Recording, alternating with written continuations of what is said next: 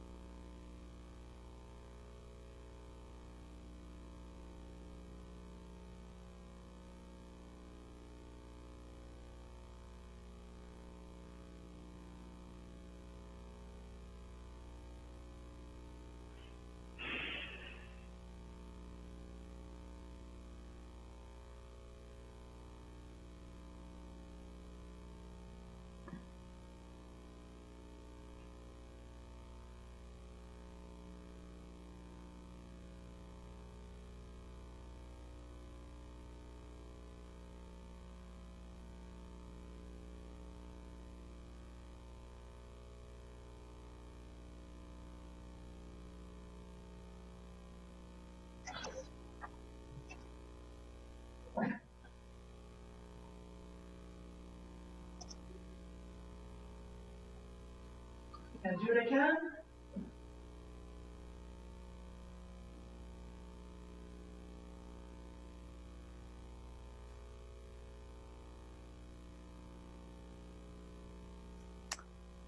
All right. I would like to welcome everybody to the Village Board meeting on Tuesday, unusual day for us, but due to the holiday, we're all here. Tuesday, September 8th, 2020. Again, it's 6:30. We are holding this Village Board meeting like we have for the last few months now as a Zoom meeting. Again, everything that's on this Zoom is being recorded, including the audio and any chat. And we will start the meeting with a roll call of board members, please. Lisa? Alan?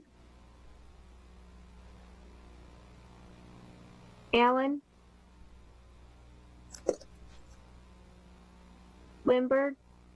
Aye. Murphy? Here. Ratcliffe? Ratcliffe here. Valencia? Present. Vandervelde? Here. Williams? Present. And we know Troy's there too. I see him. We can see him, we just can't hear him. So there's trials and tribulations of modern technology.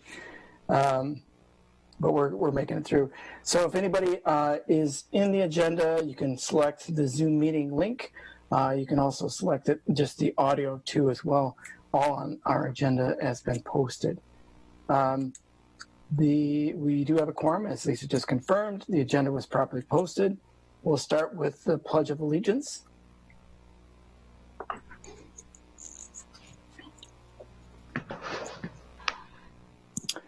I pledge allegiance to the flag of the United States of America and to the republic for which it stands, one nation, under God, indivisible, with liberty and justice for all.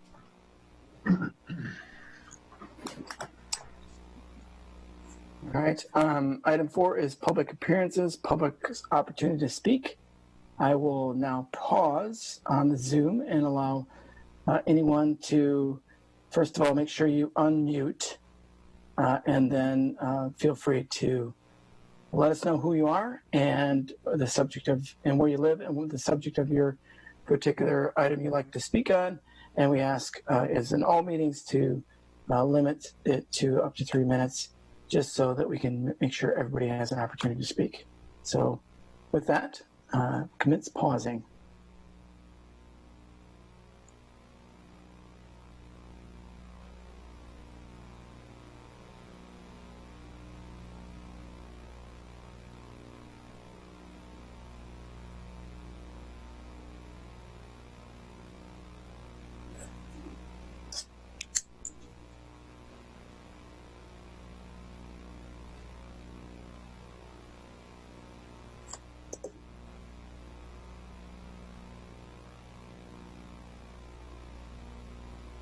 All right, we'll move on then to the next item on the agenda, which is discuss and consider the regular board meetings from our August 17th meeting. Any comments, edits to that, the meeting minutes, or is there a motion to approve? Lisa, I just found one letter that's missing. The Y of healthy in 9B last word. I think it's healthy instead of health. Yep, thank you. Melissa had sent that to me earlier today. Oh, okay. Thank you. Good. Yeah. I'll make a motion based on that correction. I'll second. First by Troy, seconded by Jeff. I think I heard Jeff. You did. Yeah, thanks, Jeff. All those in favor? Sorry, any further discussion? I'll make sure I get anybody else. All right, all those in favor? Aye. Aye. Anybody opposed? Anybody abstain? Motion carries. All right, we're gonna, because I believe, yep, Eric's here. We have a guest tonight that would like to speak, Eric Lang from Deer Grove EMS. He is going to cover some of the items on the committee meeting minutes, particularly related to, I think, budget and some other items there. And he's also been a guest appearance at the town meeting this evening. So we're gonna, if it's okay with the board, I'd like to move item 8.4 up to now at least, so that Chief Lang has an opportunity to speak to us. Everybody okay with that? I'm getting some nods and stuff, so I think we're okay. Chief Lang, you have the floor. If you'd like to kind of cover, I think, some of the items, certainly the strategy as well as kind of the budget proposal this year or for next year. Sounds good. There's two items that Troy asked me to cover tonight. The one would be the approval of the medical director contract, and that might be the easier one to tackle first. So some background, as we've had the same medical director since 2011 and nearly 9 years. And through my work here in the past year and a half, we've identified some things that we'd like to have gotten from the medical director, whether it was in the contract or not. From the previous medical director, we weren't getting it, so we wanted to explore further options with giving our past medical director first crack at the opportunity. That medical director declined, and based off of what we wanted, we limited the scope and search to 2 local groups between UW ALS Consortium and the Madison Emergency Physicians EMS program. We received the contract back from the Madison Emergency Physicians. With the commission's approval, we reviewed it, accepted it, and then sent it to our legal advisor for review. He made some comments and suggested changes. We updated those, also reviewed that contract with our insurance provider to ensure, especially the indemnification clauses, that they were to the insurance company's liking. The insurance company reviewed it after we had made specific changes from the lawyer. The insurance company approved the contract, that it was to their liking, and everything was in line for the contract to begin September 1st. So it's here for your approval. Difference being is we'll get more services from the new medical director, but also with that comes an added expense. We were paying $6,000 a year or $500 a month to the previous medical director, and this contract is for $1,000 a month beginning January 1st. Knowing that there was a budgetary impact for this year, the MEP group was willing to take payment as the same as our previous medical director for the duration of this year until the new budget year hit.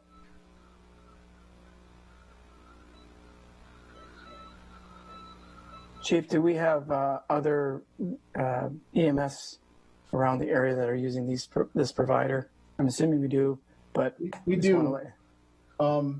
So McFarland EMS, Oregon EMS, Marshall EMS, DeForest EMS, out of county Lodi, and Dells Delton are all using Madison Emergency Physicians for medical direction.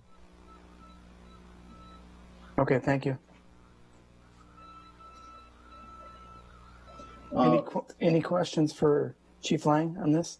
An additional piece that will make this transition smooth for us is we were already using a set of protocols developed by MEP since February. We helped MEP develop and fine tune the protocol for us to be able to use, and have been using them since February. So our medics or our staff members won't have to learn anything new when we get a new physician group.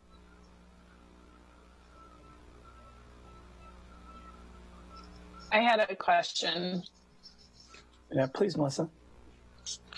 Thank you, Chief Lang, for explaining that to us. What exactly does the medical director do? Like, how does that position help the EMS? So we're required to have a medical director, a physician medical director by state statute. So we have to have one, whether it be someone that physically gives us a stamp to just say they're our medical director, or they're actively involved. We wanted something more than what we had before, which was our past medical director would help us set up protocol and meet with us periodically, but wasn't overall and actively involved in hiring processes and recommendations, training, overall development of the training program, overall development and input into a quality improvement program. So those are all things that the new medical director group will be assisting us to develop throughout the course of the next six months to a year.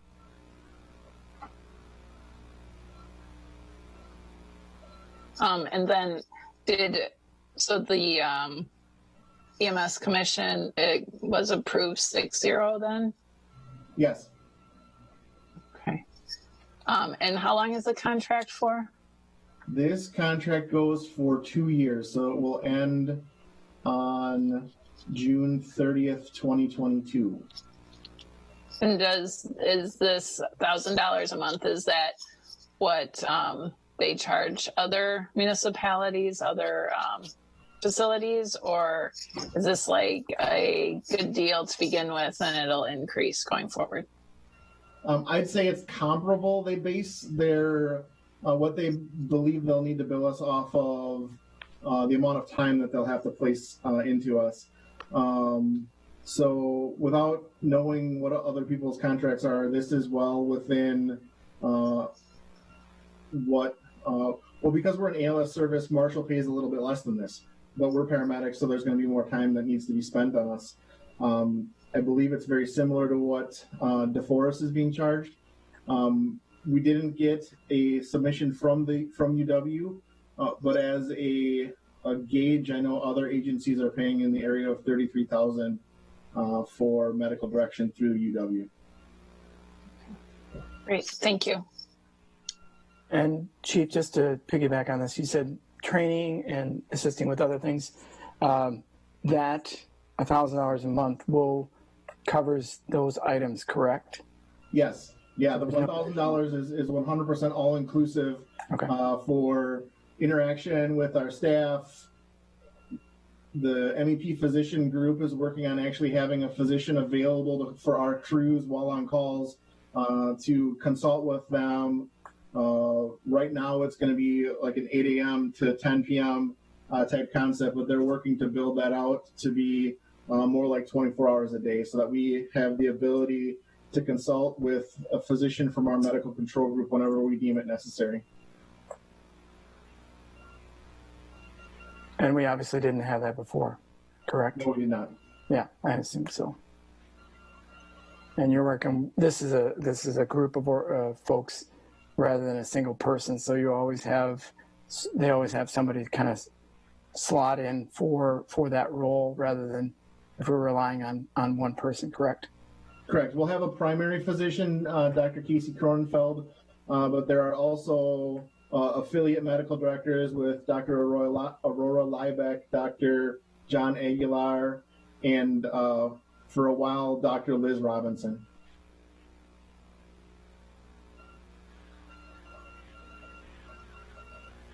Any other questions from board members?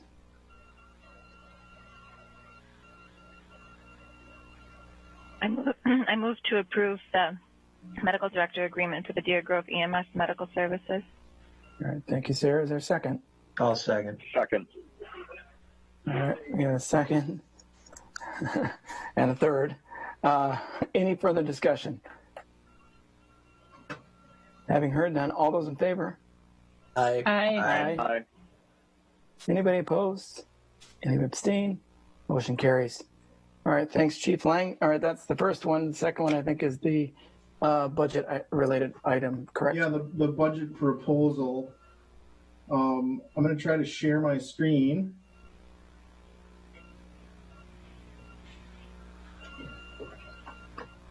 Does everyone see a cool little PowerPoint on there? Not yet. Yeah. Technology. Sometimes you have to hit it twice. I mean, for. Does the host have to allow that to happen? Well, it's not asking me.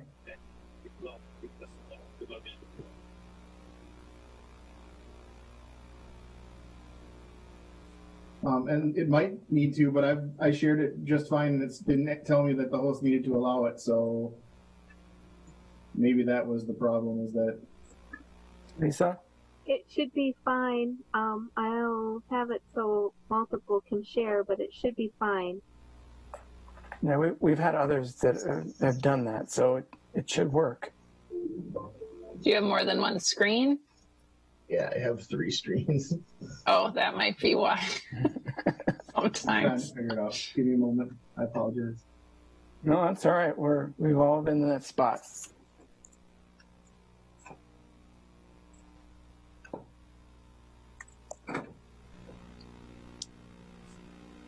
Chief, we can see it now. Got it? Yes. Excellent. All right, so this is going to be a abbreviated presentation of what was given to the EMS Commission at a special budget meeting last week, Monday. What it's going to do is point out some statistics and get right to the proposed budget. So to not take up a ton of your time, I'm going to talk fast, and if you have questions, or talk fast and abbreviated, and if you have questions, just let me know. So this slide shows our historical call volume and projected call volume for this year. What's important to note for this year is that while we're going to be a little bit slower than last year, we had identified countywide 3 months of March, April, and May that were 25% reduction in call volume throughout the area. So if we would have stayed on track, we would have surpassed our call volume from last year. These are the physical number of missed calls that we were unable to respond to because we were already assigned to calls throughout from 2011 till 2019, our actual numbers, and then 2020 and forward are projected using the trend line and what we estimate we'll have for this year. This slide shows the call severity. Why this is important is that this is a piece of information that's provided to us from the communication center that takes the responses from the 911 caller to categorize the call by severity, with Omega being the least severe and Echo being the most severe. Echoes are typically someone that is pulseless or breathless. It's important because it shows that roughly 1/3 of our calls are Delta and Echo calls, which are categorized as the most severe. These next 2 pie charts show that percentage carries out for calls in the village and the town of Deerfield, village and town of Cottage Grove, village and town of Deerfield. This was just to provide perspective. We do provide mutual aid to other agencies, and sometimes the mutual aid and or intercepts that we provide can skew the numbers a little bit because they're generally the higher priority calls, whereas we can see that we're still about 1/3 of the total calls that we receive in each of those response areas for Deltas and Echoes. So total call time spent on calls, an average from the time we're paged to the time we're completed, which means we've cleared the ER, is 57 minutes, 30 seconds. So if we add 20 minutes on that, roughly, and there's variances dependent upon traffic and whatnot, means that we are, takes us about an hour and 20 minutes to complete a call throughout the course of a day. So as we calculate that out and project it with the calls we run, roughly 14% of the time, a Deer Grove ambulance is not available for the medical needs of the entire district because we are assigned to other calls for service. So this map shows Deer Grove with a rough Eric drawn line. You can tell it's not terribly perfect, but it's a line nonetheless. We are 100 square miles, and as we compare ourselves to some of the other response areas, about the only one bigger than us in the county is Mount Horeb, which is down to the bottom left. The majority of the rest of the response areas are in the mid 80s for square mileage.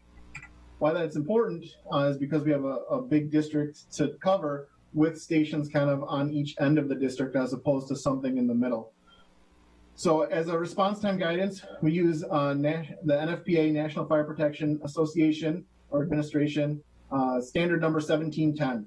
That tells us how quickly we should have an EMS resource to the scene for 90% of the calls. That number is 6 minutes and 15 seconds. Don't try to strain and read this one because the next slide will show this one is just all of our responses since 2017 and the time it takes us to get there from each station. So the important numbers for us are these, that when we respond to a call from the Deerfield station into the village or town of Deerfield, we are within that 6 minutes, 15 seconds parameter. And likewise, when we respond to a call from the Cottage Grove station to the village or township of Cottage Grove, we are close enough to that 16 minute, 15 second parameter, so that it keeps us within the standard. And that's a fractile percentage as well. And the times I gave you were average. So obviously there's going to be less and some more. This map shows mutual aid partners that might respond into the village or town of Cottage Grove.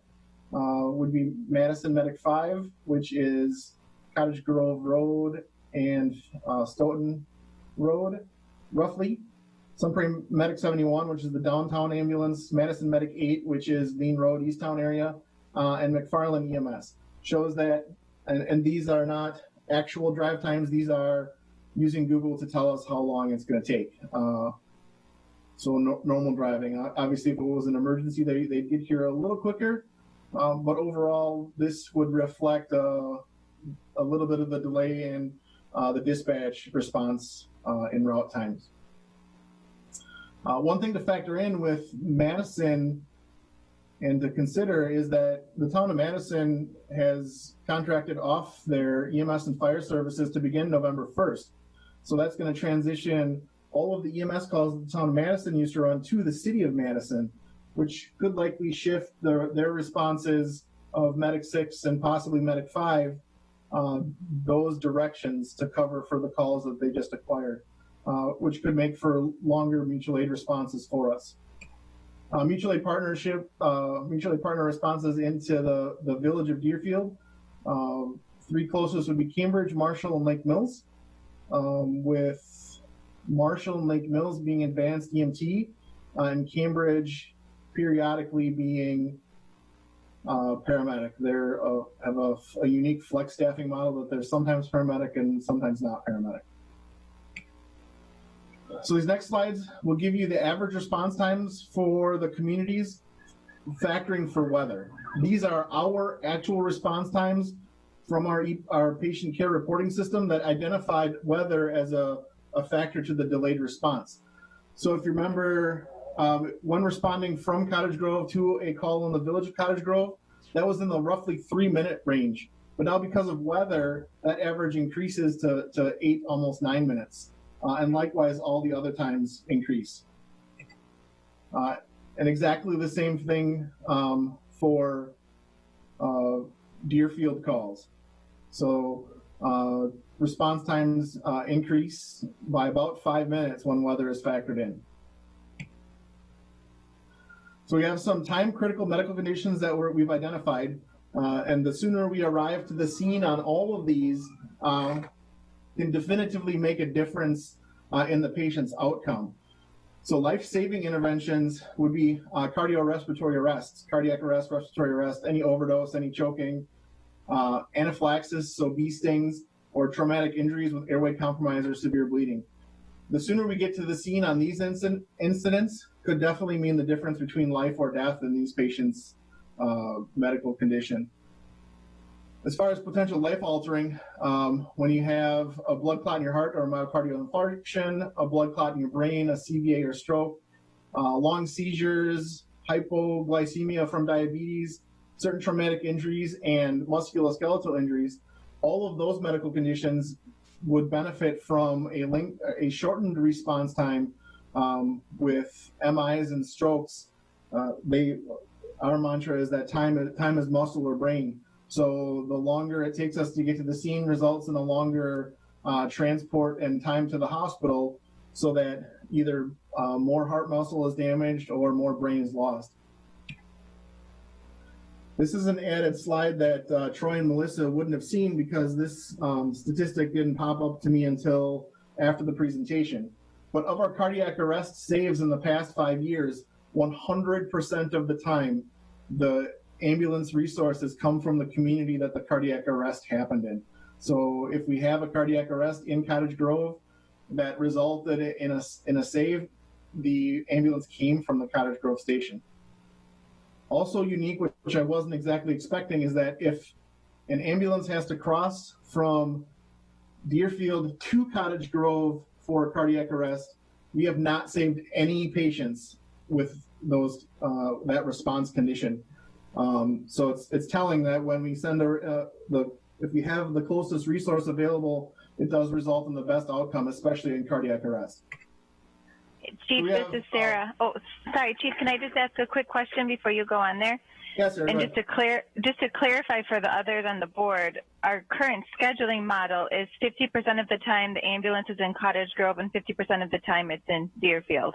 And when we can do 2 stations at once, we do. But, right, Chief, I just want to confirm my understanding of that and kind of share that 50% of the time the village is with our ambulance for the village in Cottage Grove is in Deerfield, and we risk this 0% chance of save, and vice versa for those in Deerfield when the responding ambulance is in Cottage Grove.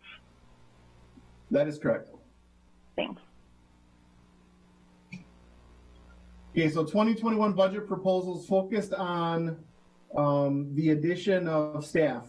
And if from talking to Troy and Valencia, or Troy and Sarah, excuse me, our first budget proposal involved 100% staffing immediately next year. But we discovered that proposal wasn't going to work. So these proposals involve a phased-in staffing proposal to add incrementally staff and throughout the course of years get to having 1 ambulance in each of our villages. So 100% of the time in Cottage Grove and another 100% of the time in Deerfield. So all the proposals as a baseline include the addition of 1 lieutenant so that we would have 1 lieutenant per duty shift. All factor in the changes for the current collective bargaining agreement. The health insurance numbers continue to be a guess as the final numbers aren't in from the ETF. So Mandy, our accounts manager, does her best guess based off of past year's experience of what those numbers are going to be. Typically, she trends a little higher, so we would like to see that those would come down a little bit. All the proposals also include the added cost for the new medical director for this year and next year, with next year's projected budget that I've included in the packet would include $100,000 for a scheduled ambulance replacement each year for a total of $200,000. And then I'll also include $1,000 for IV pump replacement, which ours have reached their end of life. Chief, this is Matt Giese. I have a question. Yes, sir. Has the commission had any discussions about, just looking at the pure numbers as to the cost to the village and the cost to the town of Cottage Grove, and then why does Deerfield, with what they pay, why do they get their station staffed as often as they do? That's a historical based decision that, from my understanding, hasn't been changed since we had the town of Deerfield also as the owner of the commission. To me, that seems like something that should be looked at. Well, our maybe goal would be get to a point where we have one ambulance at each spot, and then there doesn't have to be a worry about it. and maybe Still another seems way to it rephrase still that. seems like an inequity in what everyone's paying. Is there an annual or biannual agreement that we have in place? Yeah, there's a intergovernmental agreement between all three communities. It doesn't state exactly I think where the resources are allocated, though. And maybe another way to phrase that is, where is the largest population possible need for that ambulance to be? Taking the financial side out of it, is the most population in the village and town of Cottage Grove, or is the largest population in the village and town of Deerfield? Well, obviously, the largest population, if you compare town and villages, is centered over in Cottage Grove, with about, I think it is 10,000, and then about 5,000 between the village and town of Deerfield.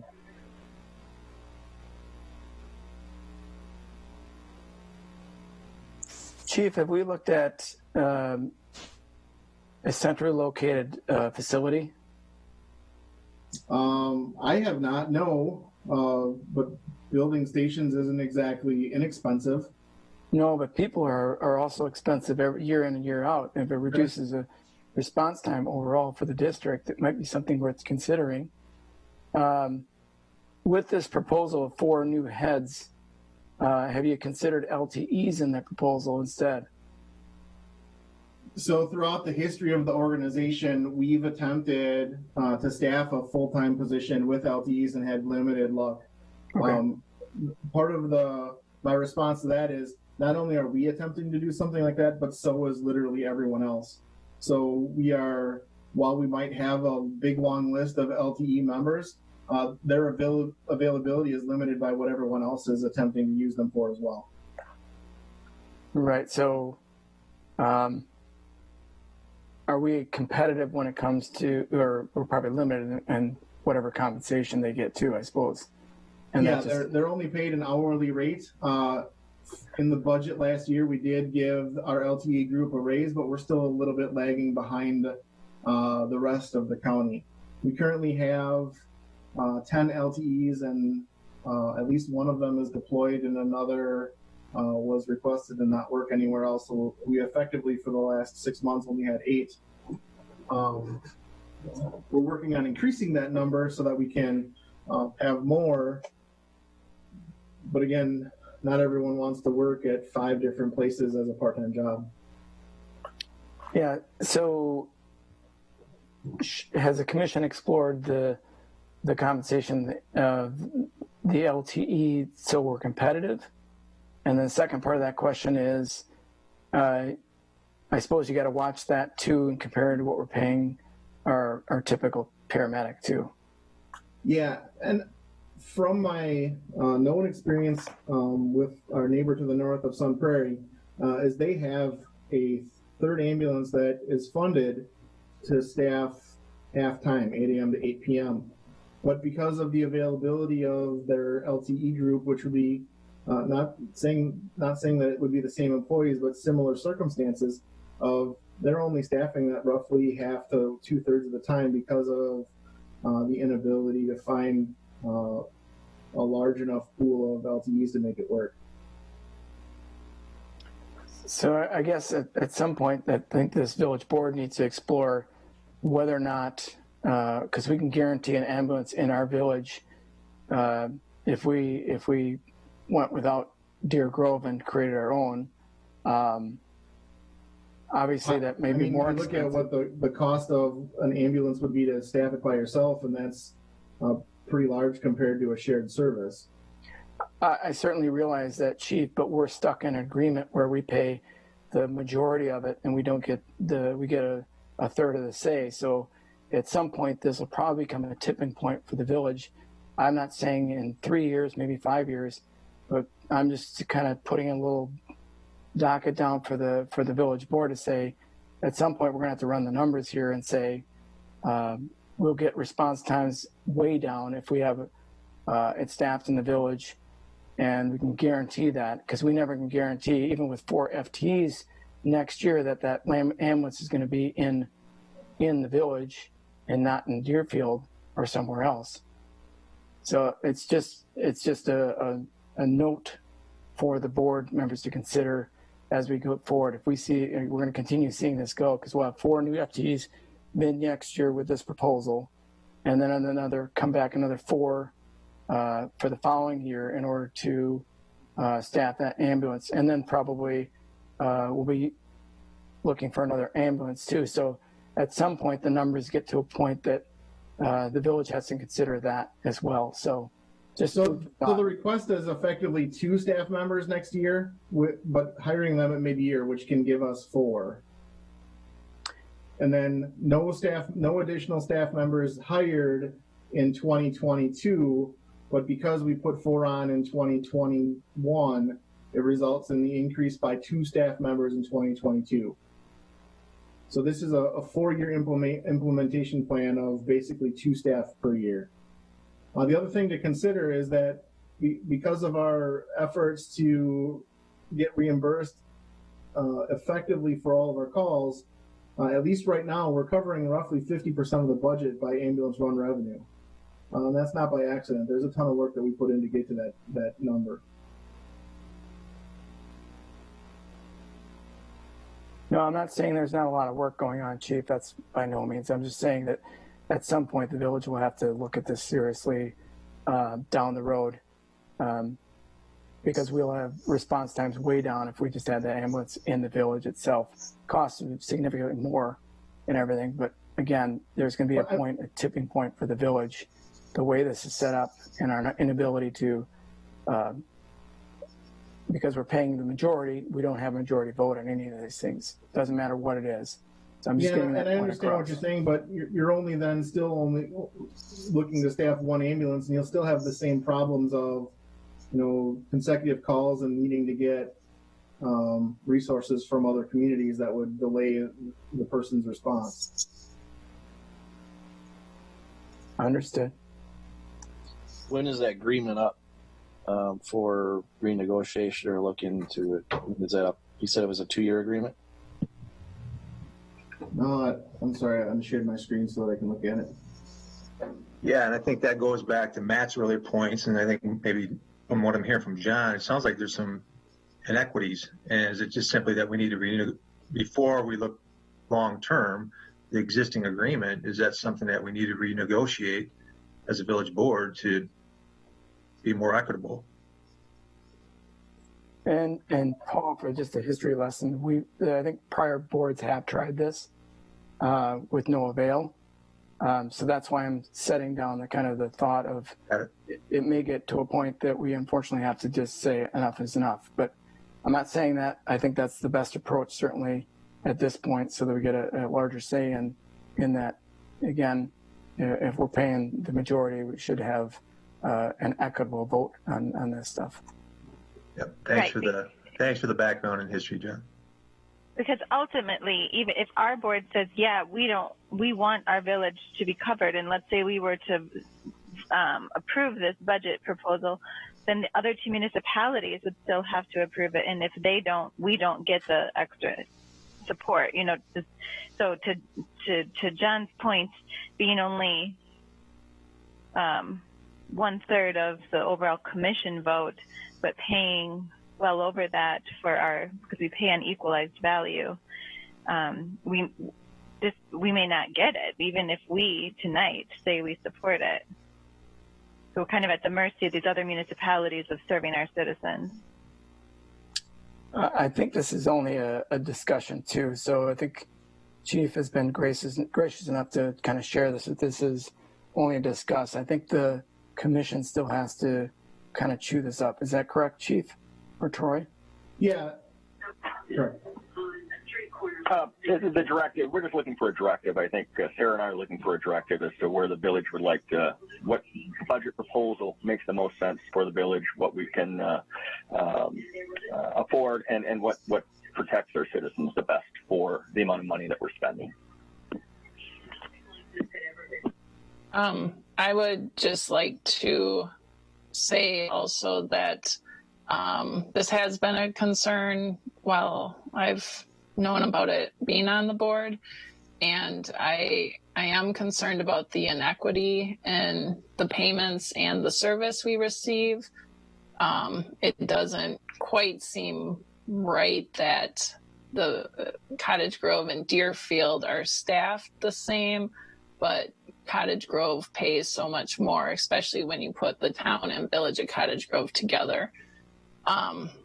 So that has always been concerning to me, and I would like to address it further to John's point as well. And I don't know where to go with this. I mean, ultimately, I want our village residents to be safe. I want everyone to be safe, but I'm not sure how much we can afford or what makes sense. I mean, $136,000 is a lot of money, especially when in looking at next year for 2021 and how our departments have been directed to not increase their budgets at all. So I'd be interested to hear your thoughts, Troy and Sarah, what you're thinking. I have the same conflicting thoughts, Melissa. I want to be able to serve our citizens, and I don't like the fact that we have this, much greater response time when the ambulance isn't coming from our own community. That doesn't feel good. It doesn't sit good with me. But yet I don't know what we can afford. I don't know that we can afford it. So I have the same conundrum, which is why I think, at least from my perspective, I wanted to bring it to this bigger board because I need some directions in serving on the commission for EMS, which way to go.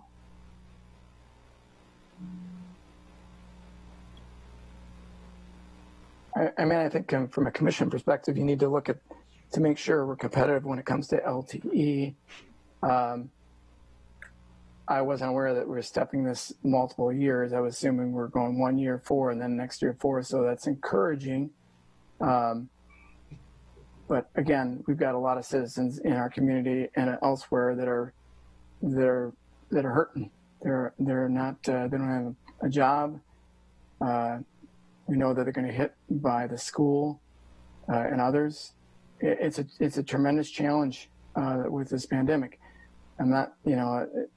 It's interesting. We're not seeing the number of runs increase, but that's understandable because we were all locked down for 3 months. So, Chief, it totally makes sense. We would have probably had higher runs in 2020. Yeah, I mean, there was no public gatherings, no rugby, no people traveling all spring. So those are all direct effectors of our overall response number. And Chief, are you thinking that 2 more folks in the mid-year is going to help? I mean, are you looking at a couple times a week that we'd be able to have 2 ambulances, or what's the thought and strategy around this? So the strategy was looking at a number of different options with various thoughts and workings of schedules and whatnot.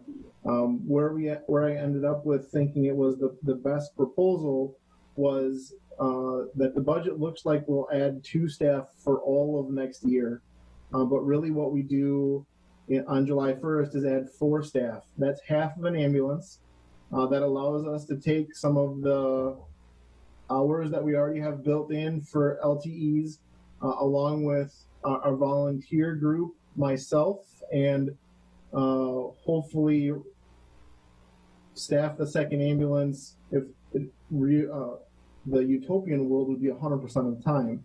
But I don't know those things will happen. Obviously, you get almost 50 hours or more a week, depending upon what the week is for me.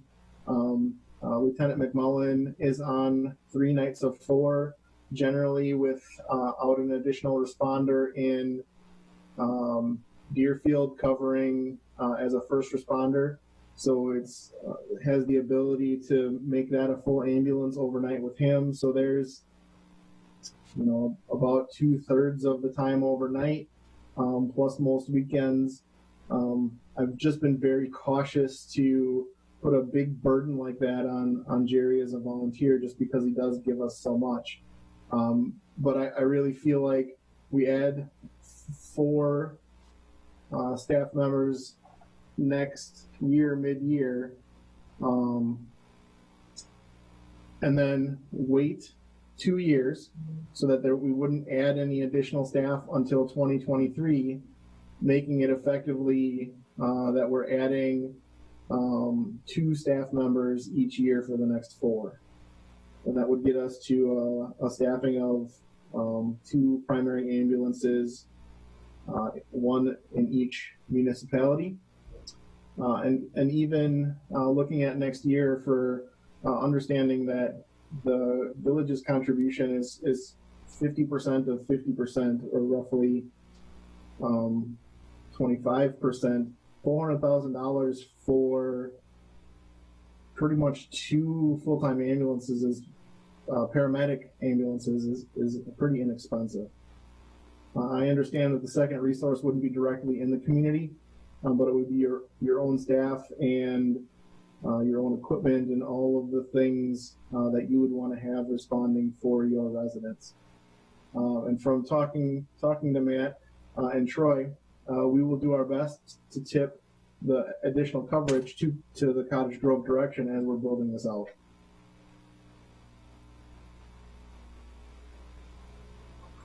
All right. Any other questions for Chief by the board? Because I know Chief has to get to chat with the town yet too tonight. You know, would it be of value to just review those budgets that he's provided, John, in the packet, so there's clarity if anybody has questions on them? I would assume that they would have chimed in, but again, certainly can do it. So there's 3 budget proposals that I included in the packet. One is add 2 staff members for the full year. And while that does add staff, I think adding 2 creates a spot where we have 2 random people. Where do we put them? How do we use them best? Maybe it's not the best equation to go with. The second proposal would be the cost to continue, which would be all of the additional budgetary expenses factored in without extra staff. And then the final budget proposal, which the numbers look the same as the adding 2 people for the full year, is the 4-person mid-hire, because it's effectively the same thing, except we're giving us half of an ambulance and using the rest of our resources to fill out the other half.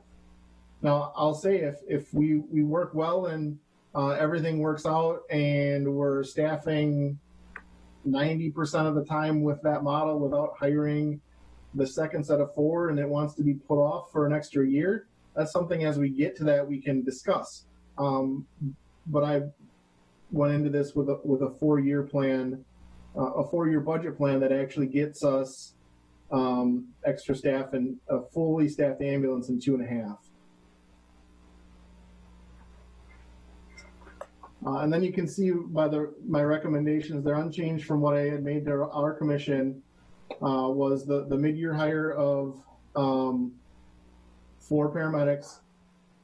Sorry, I don't move enough to have my light stay turned on. Something that might not have been brought up is for our charges in an act that was passed in March of this past year called Act 133, you have the ability to take our charges and go over levy cap by the consumer product index plus 2%.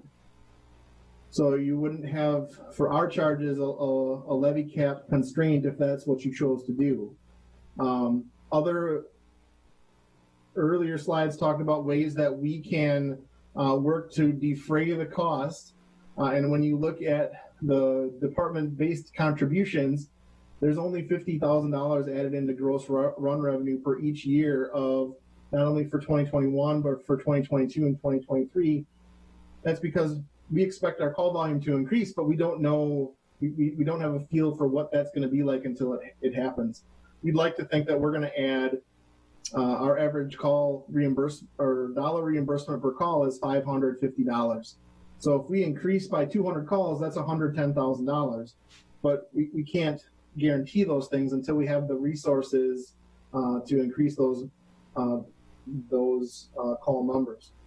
The other thing to consider is, as you are talking about the percentage that the village pays, is I kind of believe as we get to those additional resources that are contracted townships, we would need to discuss an increase in their contribution percentage as well. Their contracts are pretty low in comparison right now, and based off of some funding formulas that are being used throughout the county, they could be paying 50 to 100% more than what we're billing them for now. I have another question. Are we missing that many calls that you think staffing both facilities will cause our runs to increase, like us to capture that additional money? Well, we're projected to miss in the 70s for this year, but also by having additional staff, it provides us potentially the opportunity to pick up another call here or there when neither ambulance is busy. So I would predict that based off of other mutual aid partners, we could potentially add 200 calls with a second ambulance. Okay, thank you. All right. Any other questions for Chief? I did have one more. Sorry. All right. That's all right. Melissa, go ahead. What is the capital purchase that's noted in your proposed budget? Like, I don't understand why that's in there and included as part of the increase. Well, that's how they've done accounting all along, is capital purchases in the budget, because it for the village, it comes out of, like, it's going to be a vehicle, so it comes out of your vehicle replacement fund. But for some of the other communities, my understanding is that it doesn't necessarily come, it comes from general fund for either the village of Deerfield or the town of Deerfield. So that's why the capital purchase stays in the budget line, so that they know how much they're going to have to spend on us per year. Okay, so does that affect, I guess, and that's a question for Matt maybe, does that affect our percentage that we're looking at then, if that line item isn't,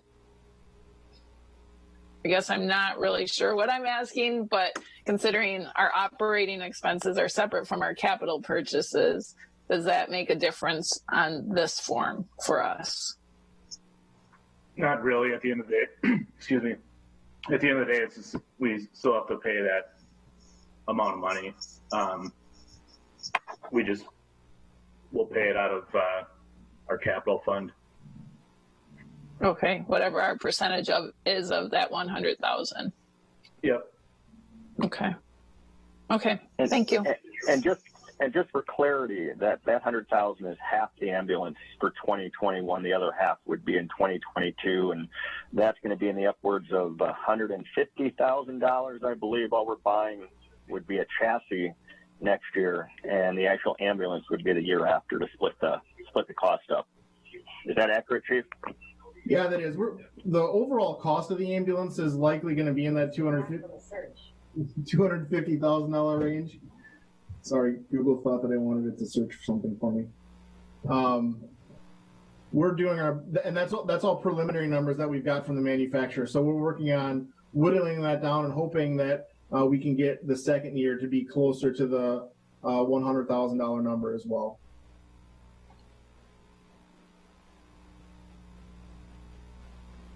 All right. It's important. Not a question for Chief. It's not a question for Chief, but are we going to continue discussions and just excuse Chief to get onto the town, or is this? That's what I was going for, okay, Sarah. Great. Thank you. I don't need the Chief for my question. Okay. Yeah, I think that that's why I was asking. Any more questions for Chief before he gets off to the town?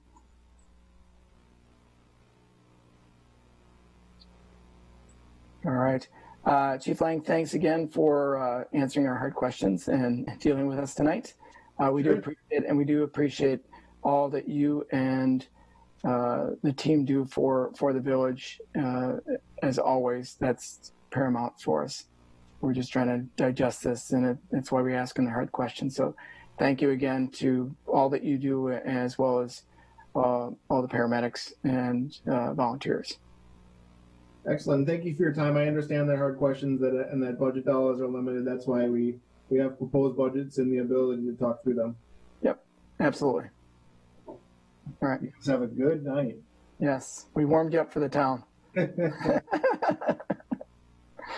All right. Any other discussion from the board members regarding this? Any other questions, comments regarding this? Again, this is just discussion.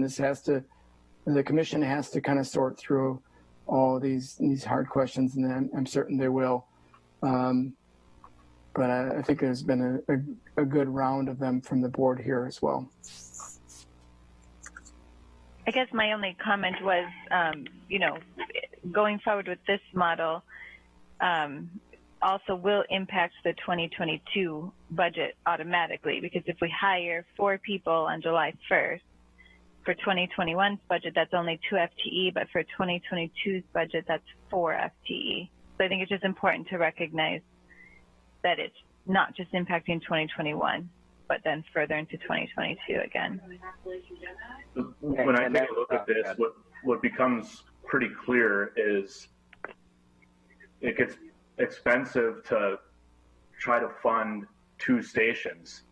And then when one of those stations is only getting a financial contribution to the district of 16%, I guess I'm at a loss for how, financially this, and from a public safety standpoint, as you see the costs continue to ramp up, it just doesn't seem sustainable. But that's more so for future discussions, as John was mentioning. But it's pretty stark once you start taking a look at it. We would only have one vote to change the funding formula, so we'd always be outvoted. Not necessarily. You could put there's other options. There isn't a district without the village. Did we ever find out when that contract is up? I'd have to check on that, but there is at any point, I believe the village can provide a 1-year notice too. So it's essentially that discussion could be driven at any point. And I guess it is included in the packet, the effect of the village in reference to 2022 and 2023. If they indeed add 4 people halfway through the year next year, no people in 2022, it goes up quite a bit again. And I just wanted to note that with the preferred proposal of adding 4 full-time people mid-year next year. And I guess I'd like to see, if the commission approve this and everything, we had 4 people mid-year, do we see a dramatic increase in the number of runs that we capture, say, in that last quarter of the year? Unfortunately, that's almost too late in the budget cycle to make an opinion, but it'd be interesting to see the data at that point, see if we're making either an impact on reducing the run, reducing the response time, or improving the number of runs we collect. More importantly, I think it's a response time ultimately. I think everybody is concerned about that. And if majority of the calls are coming from Cottage Grove, then you got to, again, it goes back to my question about at what point is the tipping point for Cottage Grove to say we should have our own service. Now, that's an expensive, and I can say that kind of flippantly, but I think that is just, again, to keep in the back of everybody's mind. And again, it's probably not 2 or 3 years down the road, but maybe it's 5 or 6 years down the road. the village will have to wrestle with this. In the meantime, I think that we can push back on voting equity, voting so that it's not a third versus what we're putting in from a voting perspective versus what we're putting forth, so that we have more say of what's going on in the commission. That has been tried before, as I said earlier, and did not go very well. So, but again, it's something for all of us to kind of think about. Any other comments or regarding this topic? Otherwise, we'll kind of move on. Go ahead, Sarah. I'm looking for some direction because at the commission budget meeting on Monday, I will say the leaning from the other voting members of the commission was towards approving what Chief proposed tonight. And so I'm just trying to figure out if that is what gets passed, and then it's going to come to our board for voting, right, for budget. So if there's any additional thoughts on the direction would be helpful. So Chief's wanting the 4 positions in July. I mean, what he had wanted. Just looking at the numbers, I don't know how we can approve an increase for EMS at this time. Like, I understand the response times. I get that. And I definitely want the response times to be better. I mean, looking at the numbers, the village and town of Cottage Grove pay so much more than the village of Deerfield. Why is it split 50-50 between both? That makes no sense to me. And I don't understand the point of putting more money towards it when we're still just going to be 50-50. Like, it's still going to be the same amount, maybe a little bit more times that the ambulance will be available because there will be 2 at both.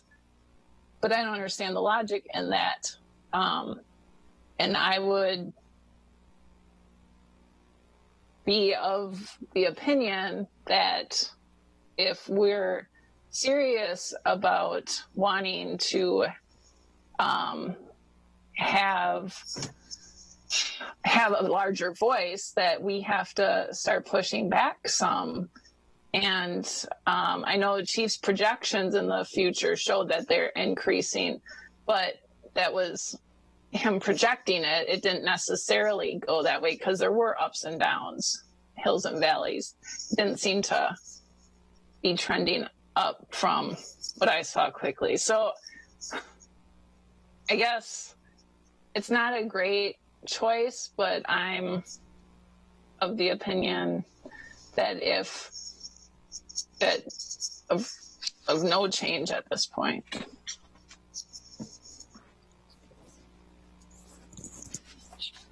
That's helpful. Thanks, Melissa. Any other thoughts from other commission members before we go back to board members before we go back to the commission? Anyone else?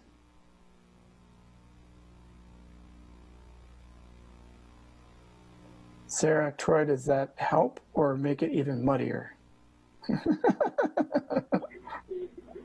I'm fine with it. That's where I was at to begin with, I guess, is where Melissa's at. So, citizen safety first, but it has to be something that's palatable. And if we're not increasing our citizen safety significantly in proportion to the dollars we're spending, we're not spending the dollars properly. And I go back to the LTE.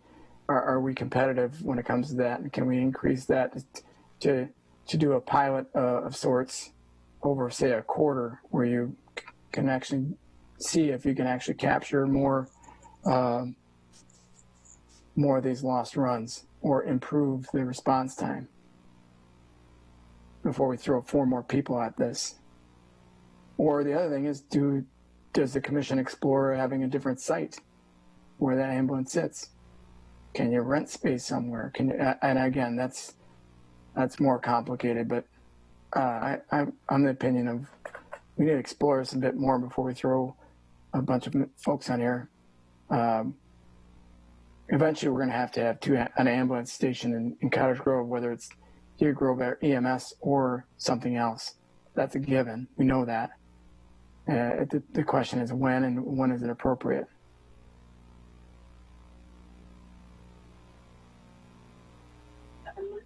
I guess if I can ask one other question, if I can, John.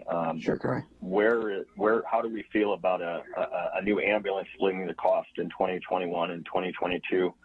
The existing ambulances are 4 years old. The idea is to take the one with the highest mileage, put that as a backup unit, take the backup unit we have now and use that as a trade-in. And then in another 3-4 years, we'd be looking at an additional ambulance purchase again and just continue to shift those vehicles. My understanding and working with Matt is we do have money in the capital budget for the ambulance purchase. But I guess I'm just trying to get a read. What do we want to do with an ambulance? Me personally, I think that strategy makes sense. We all felt all communities felt, purchasing 2 ambulances at once. I think what we're experiencing in getting the emergency vehicles, whether it's an ambulance, a brush truck, or whatever, it's taking an awful long time to have them built. And if we can stagger that over that 2-year period, that's fine. The 2 main ambulances we have are in good shape, but if we get in that kind of that replacement cycle, so we're not getting in another 2 or 3 years 2 more ambulances rather than we're just doing 1 every 3 or 4 years. I think that's a better strategy. It makes a lot more sense from a capital perspective.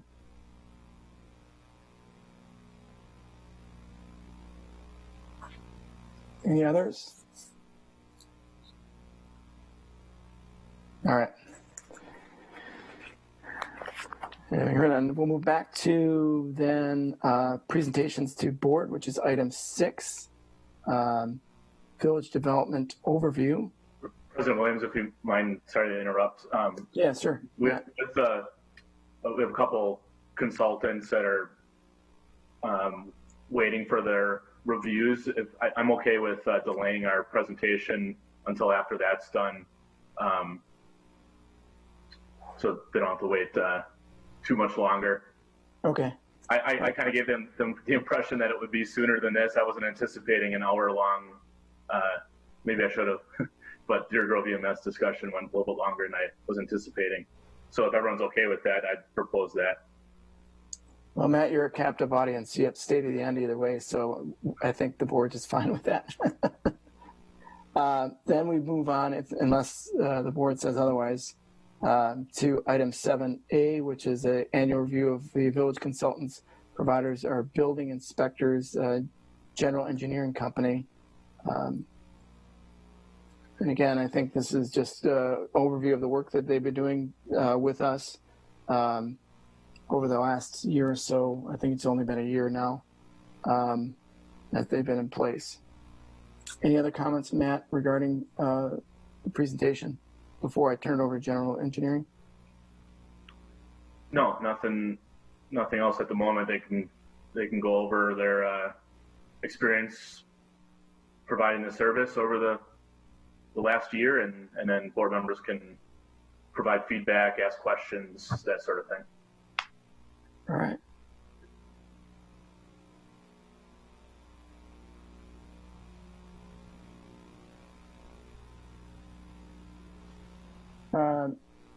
You have to click unmute, I think, in the bottom corner. There we go. There Can you go. everybody hear me? Yes. All right, I'm Mark Jankowski from General Engineering. If you remember me from making a presentation to the board about a year ago. We're kind of new to this process that Matt explained to us, but we do have a year under our belt working in Cottage Grove, and I think it's been going good. I pretty much manage the department, and we have over 200 accounts, so I pretty much depend on complaints coming back to me to kind of gauge how we're doing, since I can't which I would like to do, make it to every community every week, but that's almost impossible. And I've not heard any complaints, and I think the staff that we've assigned there, we've kind of boosted the numbers. We have Steve Gothard, we have Jim Tribbian, Dan Scale, and we picked up another full-time inspector out of McFarland who we intend to kind of supplement that area. So we don't think anybody will be waiting on inspections. So we think our service will be up to par. I know Jim has some brief numbers to share with you as far as number of permits, but as far as I know from talking to all the guys, they enjoy working with your staff there. I think things are going good. And as previously mentioned, I have not heard any complaints. So I guess if you're interested in some quick numbers, Jim can throw some figures at you as far as permit count. And Jim, are you ready to do that?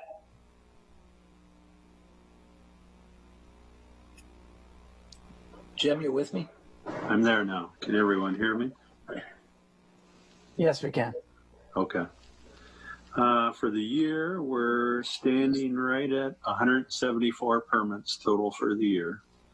That includes 14 new single-family homes. That would also include commercial projects, which we just started the new Comfort Suite. They're working towards their full permits yet, but we're working through that. There's a couple additional 8 units on that big project at the corner of Gaston and Highway N, as well as the school projects that'll will keep the commercial end of our inspections busy. I like to back up what Mark said. Things have gone well. The village has been great to work with. I've heard no complaints. I think GEC's big positive is we try and get inspections done as soon as possible. You're not going to hear from me that you give me enough time, I'll get there and make the inspections work. So it's been a benefit, hopefully for us and you.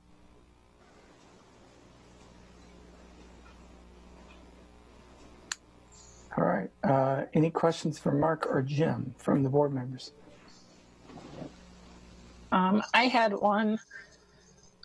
Go ahead, Melissa. I was wondering how, if you can tell, if you know, how our permits look this year compared to last year at this time, maybe, or I mean, are you able to?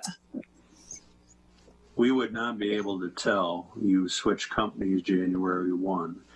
I will tell you from looking at my other communities that I do, we're behind in varying numbers at other communities, and I think it's strictly due to the COVID. We've continued to work through and do inspections through. We didn't really have a shutdown, but I think some remodeling projects have had an increase. I think people have been home, working from home and being bored. They look at things they've been trying to have fixed for a number of years. But other things that are contributing now is there seems to be the shutdown at different companies throughout the months that we had are starting to catch up, and products becoming harder to get in just about all phases of construction. So I anticipate it may slow down a little more. Mark may have another idea on that, but we are behind, I would think, for the year across the board. Behind is, oh, sorry, just one follow-up. If behind other communities in permits for like single-family housing and commercial, or? Oh, I don't really compare that. You know, we don't go by size or community, but I would guess my other communities are behind from, as I look from 2019 to 2020, same time frame. We aren't able to look at that here, but I would assume that we're somewhat behind as well. Got it. That makes sense. Okay, thank you. I would say, just to add, I work in a couple communities in Dane County also, and our numbers are for new homes are up in a couple of those. So, but I think Jim's right. There's some serious shortages of building materials right now that I think is going to impact permits considerably.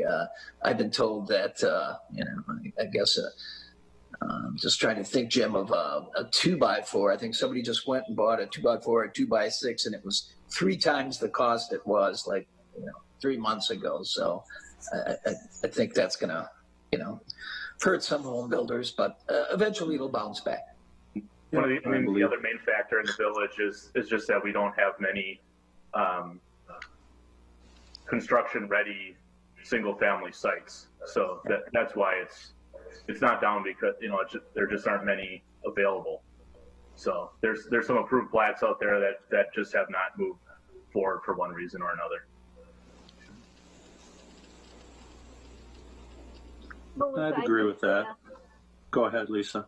Sorry, I just did a quick check on last year's permits, and just to confirm, general engineering took over as of January 1, but the numbers I'm looking at are from 2019. So in 2019, we had 9 single-family homes. Right now, we're at 14. And overall, our total permits, they considered rough code, so don't quote me 100% on my math here real quick, but it looked like we had 179 permits total over the whole year. So I would say we're doing pretty good. I'd agree on that. Yeah. I'm a little surprised, but we'll keep going. Yeah. Like I said, if there's a complaint that ever comes across or anybody has any questions, don't fail to contact Jim or myself, and we'd be glad to answer any questions. But again, we appreciate the opportunity to work in Cottage Grove. I think Jim enjoys it as much as you can enjoy work, I guess, right, Jim? Of course. It's the staff, that makes it our job easier. And I think if we get along with the staff and they get along with us, it certainly makes our days better. So that's kind of our goal. I would agree. All right. Any other questions for Mark or Jim? Just one comment for Mark. Mark, I mentioned to you if you guys have any recommendations for fees going into 2021 in the next month or so, it'll be a good time to bring those forward. Just so everyone knows, for the most part, general engineering agreed to just continue the same fees that the village had under Mr. Beacon, and they may have a recommendation as far as bringing us more in line with other communities, or maybe a better way to structure our fees. So I just welcome them to submit a proposal if they have a different way that they would like to handle things. But we certainly appreciate them accommodating our normal fee schedule that everyone was used to previously. Sure. Yeah, not a problem, Matt. We can discuss that. You bet. All right. Again, thanks to General Engineering for coming and joining us. And thanks, Mark and Jim. And just one real quick, the board anybody have any other questions? Otherwise, we're going to move on. Thank you. Have a great evening. Thanks, Thank you, guys. everyone. Thank you. All right. Next, we have the annual review from Village Consultants providing engineer MSA professional engineering services. I think I saw Kevin on the line earlier. I don't know. I still see him. Yeah, I'm still here. All right, Kevin. I assume everybody can hear me then? We can. Right. Okay. I had Joe DeYoung was also on the line. He apologized. He had another meeting, like Matt said, so he had to bolt about 15 minutes ago to make a second meeting. So he apologized, but he's an associate that works with me.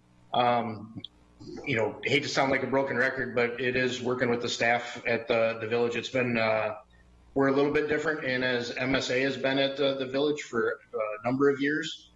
Myself, though, it's been the transition over the last 9 months as well. So I continue to keep learning on a daily basis. But working with the staff and the staff meetings that we continue to have on project basis or every other week definitely keeps me up to speed. And I feel like I'm learning more things on a daily basis, and working with the attorneys and building inspectors when need be and stuff. It's just a good group and everything. So I feel like that's going good. I like the communication, and I think staff appreciates that as well. We did hear some of the feedback of some things that we could have done better during when I started. So we're hoping to try to move a little bit better in that direction. And I know Joe and our CEO also reached out to Matt previously and had a conversation with him on some things that we could improve on. That's probably been a couple, 3 months ago as well. So, obviously some of our big things with all the reviews that we're doing, with some of the things I try to pride myself on is obviously doing a consistent and timely project reviews and correspondence. So I try to get back to people, let people know if I'm going to be gone, correspond in a timely manner so that things aren't just sitting out there by any means.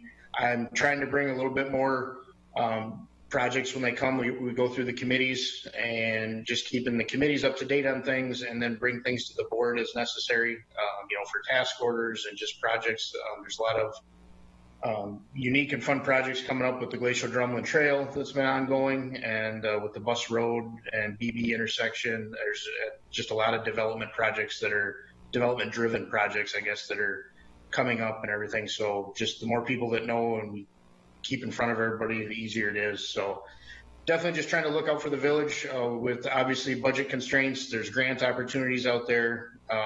If things fit into some projects, understanding what the 5-year plan is for the village and looking out at projects in the future as well. So like I said, there's definitely, I can learn as well. So if there's definitely similar to anybody else, if there's things that, we can continue to keep doing better or change, we're welcome to any feedback either now, or if you take them to staff at any time, or it definitely doesn't have to wait for the yearly review. If there's ever anything that we can change or something, I'm definitely open ears to try to do that. So definitely appreciate the opportunity. It's been great to get to know everybody so far.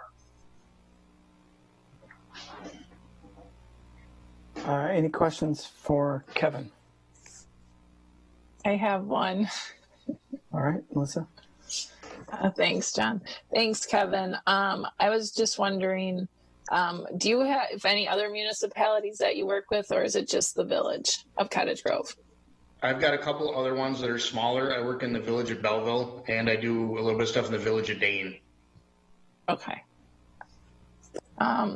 I have appreciated your information that you provided in your reports to committees, and I feel like I understand it more than previously. Maybe that's just because I've been on the committee longer, been on the board longer now, or it could be because of how you explain things. So I appreciate that, and I hope that you continue to give as much information as possible so we're all informed when we make decisions.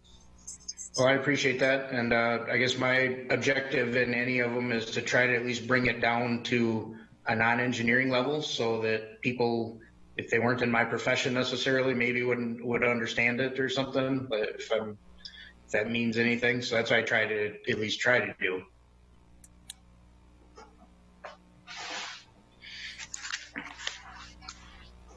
All right, any other questions for Kevin or comments?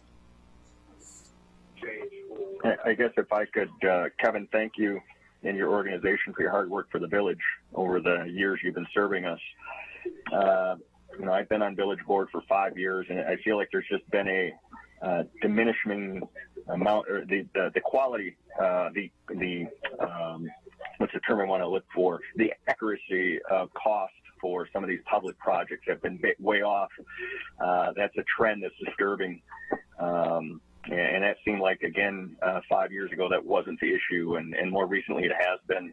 I'm just curious if Matt or John can answer the question, how long has it been since we've actually done an RFQ and looked at what we're paying for services and the quality of services we're getting versus what someone else is able to provide? Does anybody have that information handy by chance? Yeah. I don't know. I have it handy. I believe MSA has been the village's engineering service provider for at least a couple decades. So there hasn't been since I've been here in 2011, the board hasn't asked for, to go out for other proposals. I guess I personally think it might be time to look at that based on recent performance and talk about disappointment performance and coming back with another disappointing, inaccurate bid for a public project. I think we owe it to the public to make sure that we're getting a quality service for a quality rate. Sometimes folks become complacent. I'm not saying that that's the case in this situation, but if we didn't have a bunch of inaccuracies, I don't think I'd be having this conversation. But it's an ongoing problem. And I can say, Troy, I guess we have heard that complaint as well since, like I said, since I've started, so it's not new. And like I said, it's definitely on my radar, moving forward to correct that. That's on me from, moving forward as well on that. So we have heard that. I appreciate that. And as far as comments and everything like that, and I understand.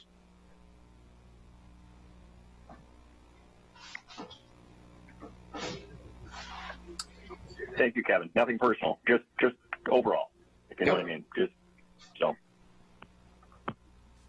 Any other comments from board members or questions?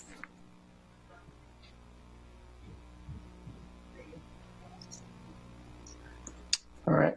Thanks, Kevin. We'll move on then to item C, is to discuss and consider authorizing staff to apply for a grant opportunity for the Center of Tech and Civic Life for 2020 election expenses. There was a memo in the packet.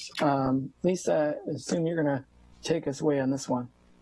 Sure. So we received an email last week from Scott McDonald, Dane County Clerk, on a grant opportunity. So, of course, I jumped on it as quickly as I could. Not sure. The application's just open today, but we wanted to get authorization if this is the direction that we would want to go into. My first thought was that we could use this to possibly purchase additional equipment such as an express boat, which we haven't utilized the abilities of the express boat just because of COVID and how we're setting it up. But the plan has been, if you recall, since we purchased the first express boat that replaced older equipment, was to start using it for in-person voting. So that would be one of the goals. The other would be possibly, depending on how much grant money we would receive, if we are so lucky, would be to get another DS-200 just to help with the extra flow of how we're voting these days with COVID-19, I guess, is the initial thought. Or any other extra expenses such as outreach, which we, are doing our best to keep the public informed of how voting is going to proceed here.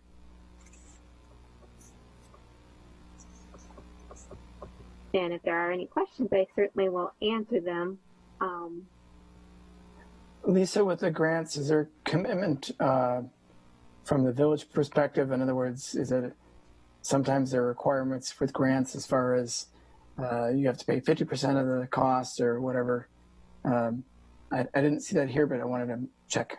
Yeah, no, this is not a matching grant. It is an out grant money. So whatever we would receive is totally what we would receive. We don't have to match any funds. There is criteria of, things that they're going to be looking at as far as needs, different areas for each of those categories. Scott's feeling was that Wisconsin would be favorable for this grant. So that's pretty much what it is. It's just the total funding. It wouldn't be a matching. I guess I would make a motion for the staff to grant, to apply for grants for the opportunity for the Center of Tech and Civic Life for 2020 election expenses. Second. I think that was Sarah by a photo finish, but I don't know, an audio finish. I think I'm the only board member who didn't say second. Paul, I didn't either. I agree with it, so I would second it too, but I was just late. All right, any further discussion here? Having heard none, all those in favor? Aye. Aye. Anybody opposed? Anyone abstain? Motion carries. All right. We skipped over Matt and Aaron of the village development overview. Matt, do you think it's appropriate we go with you now, or we've got some other folks hanging on the line too, I think, related to some of the committee meeting minutes and such. So, yeah, we can, I mean, yeah, it makes sense. If we want to keep, there are some other people here. We can see how popular our development presentation is by how many people are remaining at the end. Does anybody from the board have a problem with that? All right, we'll keep marching along then. And then Lisa will keep me honest to circle back to Matt and Aaron. Then we will move on to, looks like I got a page wrong here. Committee meetings and commissions, meeting minutes to go through here. So the first one up that I have, again, if I assume this is right, is the Library Planning Committee, and that's Melissa. Great. Thank you, John. Yes, so we met on August 19th and September 2nd, and we approved the survey and we go with the survey and the timeline. So I'd like to play the video for everyone now, if that's okay for your review. Let me see if I can share my content now. Put me on the spot here. Let's see. Share content. I probably won't be able to figure it out. Let's go screen. There's a little checkbox under there, Melissa. It says check for like audio, visual enhancement or something. Check that box. Do you see what I'm talking about? I'm on my phone. So let me see. Okay. I've done it before. Wait, that's not it. Done it before. I thought I would be able to. Hold on. Technical difficulties. That's right. Are you guys seeing anything here? Oh, wait, not that. Yeah. There, something's coming up. Okay, wait. There it is. Can you see it? Yes, we can. Perfect. Okay. Got the jazzy music. Hi, I'm David Peterson. I'm a member of the Library Planning Committee for the Village of Cottage Grove. Our committee includes 5 village residents. The committee has been directed by the village board to collect feedback from area residents. The Board of Trustees want to know what is the community's level of support for library services and a building. Taking the survey does not mean we are building a library tomorrow. There are still several steps the village board takes before voting to appoint a library board. This board would further study a library project. This short video provides you with library information that the committee has learned and wants to share with you so you can make informed choices on the survey. Hi, my name is Tiffany Haas. As our Cottage Grove community population increases and diversifies, so do people's needs and wants for library services. A 21st century library offers many opportunities. Here are some examples. The children area encourages our youth to read, play, and experiment. A large meeting room can accommodate many exciting cultural and historical events, as well as classes, concerts, hobbies, clubs, health and wellness, seminars, and fitness programs. A public library offers book programs for all ages and interests, such as story time, book and writing clubs, and author visits. Libraries have comfortable spaces for reading, working, and collaborating. A librarian assists people looking for employment and training resources. Librarians make connections between local businesses, organizations, schools, and individual residents to build strong connections and valuable relationships. With digital recording, a large meeting room can be used for government and school meetings.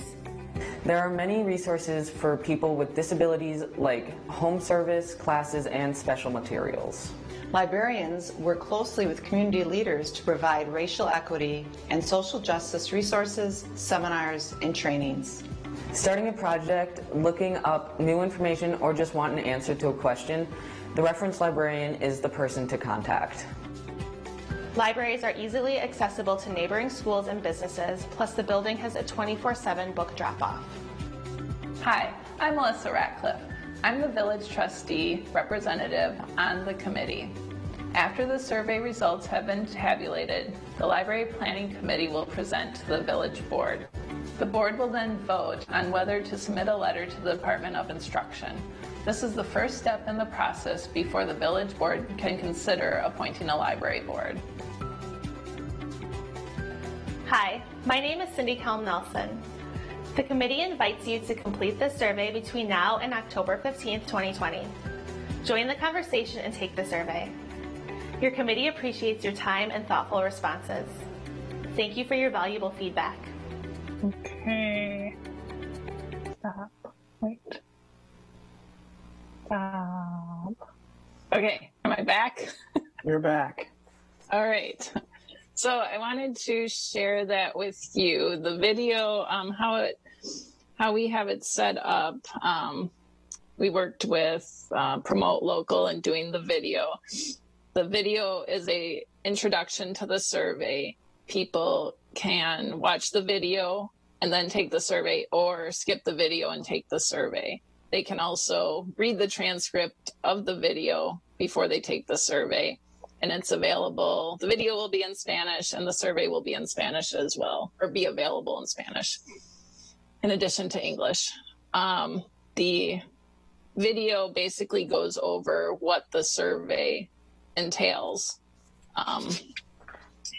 So I would be asking for the survey to be approved tonight, as well as the video and the survey approved. The survey will be in SurveyMonkey format, and the questions in the survey, we spent many meetings going through what specifically the Library Planning Committee was tasked with in determining support for a library in our community. It doesn't address dollar amounts or what people would be willing to spend on a library, because we don't know what the library will provide at this point, and that could change the numbers of what a library will cost. So the survey was basically determining if our community would want a library building in Cottage Grove. And so then when you look at the survey, the video would start, or the video would be on the first screen, and then it would go to the top part that shows, I guess, the top part first, and then you could go to the video, and then it would go into the survey. And at the end of the survey is additional space if people wanted to provide additional feedback rather than just answer all the questions. Are there any questions on any of that? Real quick, so I don't forget to mention this, we had two citizens fill out the form to provide feedback on this particular topic. I think both of them are on.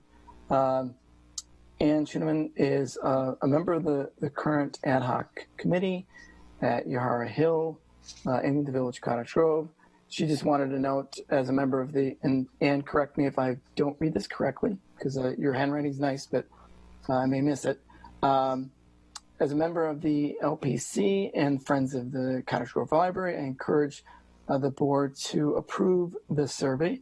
The items have been carefully developed to measure the level of support for library services, a building in the Village of Cottage Grove, and then it says DCLS and SCLS plus several, I'll turn the page, survey experts, and I'm assuming all those abbreviations are experts, District Central Library, and probably Southern Central Library Services, probably, I'm my guess, but again, correct me if I'm wrong. Finally, we are very excited about the opportunity to collect this data and report it to you in the late fall. And then the second person, again, Cynthia Kelm-Nelson is on the board, the ad hoc committee as well. She's at 233 Forest Drive. And her comments again, dear Village Board, I'm ready to support Village Library Planning Committee's survey and related documents. I want to emphasize the many, many hours that have gone into carefully considering these questions, answers, and the language used. These questions have been vetted by librarians and survey experts. I feel that this is the best work the committee could put forward. And so that's Cynthia's comments. Cynthia or Ann, either of you want to speak or not? I know I see both of you on the Zoom. So, and if I didn't capture your comments correctly, please correct me. You captured my comments just fine. Those acronyms or the letters that refer to the Dane County Library Services and the South Central Library System, which are two resources that all libraries use for their libraries. So it's important that we work closely with them, and they have been very supportive. This is only the first step, like it said in the intro, but I think it's really important that we go ahead and get the survey completed so it can help us make some decisions in the fall. All right. Thanks, Ann. Cynthia, do you want to speak on this or and again, please correct me if I did not capture what you wrote down on the form too as well. No, those are my comments, but I'm happy to stick around and answer any questions that anyone might have. All right. Thank you both. Melissa, I'll turn it back to you because I know I kind of interrupted your flow, but I wanted to make sure that I didn't forget to do that and the board members get deep into discussion without hearing their feedback. Great. No, I appreciate that. Thank you, John. And thank you, Ann and Cynthia, for your comments as well. The survey would go live on September 15th and run to October 15th. And the committee voted to approve having the village send it out to our email list and to the Parks and Rec email list, put it on our village website, and post on the village Facebook and Parks and Rec Facebook pages on September 15th, October 1st, and October 12th, with some language in the memo to be used. And we were hoping that the board would also approve those as well. Additionally, the committee members will be sending out the survey link to groups in our community that we've divvied up by sending out an email with the link to send to the group leaders of the various groups, such as like the Optimists, Boy Scout, Girl Scouts, Lions Club, everyone that we can think of, we're going to send it out to, asking them to send it to their members as well, so that we can hopefully capture as many people in our community to fill out the survey. The survey does have a spot to mark if you're a village resident or town resident or other, because I think while we want to know village's feedback, we also need to understand the support in the surrounding community as well and parse those out as to what is wanted. So if there are any questions on that, I can answer. Any questions from board members? I'm going to just give a shout out to the two young people on the video. That was nice to see.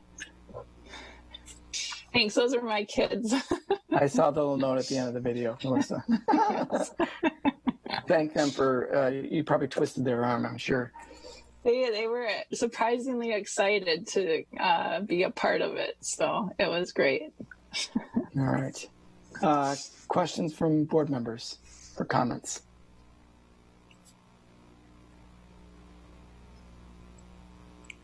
I move to approve the final survey introduction video, the final survey questions, and the timeline for the survey availability and language for emails, website, Facebook pages for the link and info.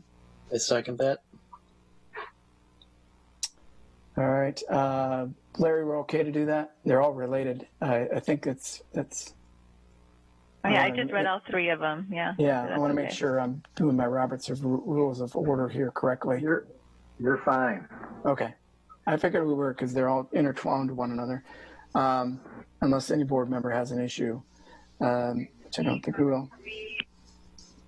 I also want to note that Sarah will be the interpreter for the Spanish portions. Thank you, Sarah. We have a motion and a second to approve the survey video and timeline. Is there any discussion on this?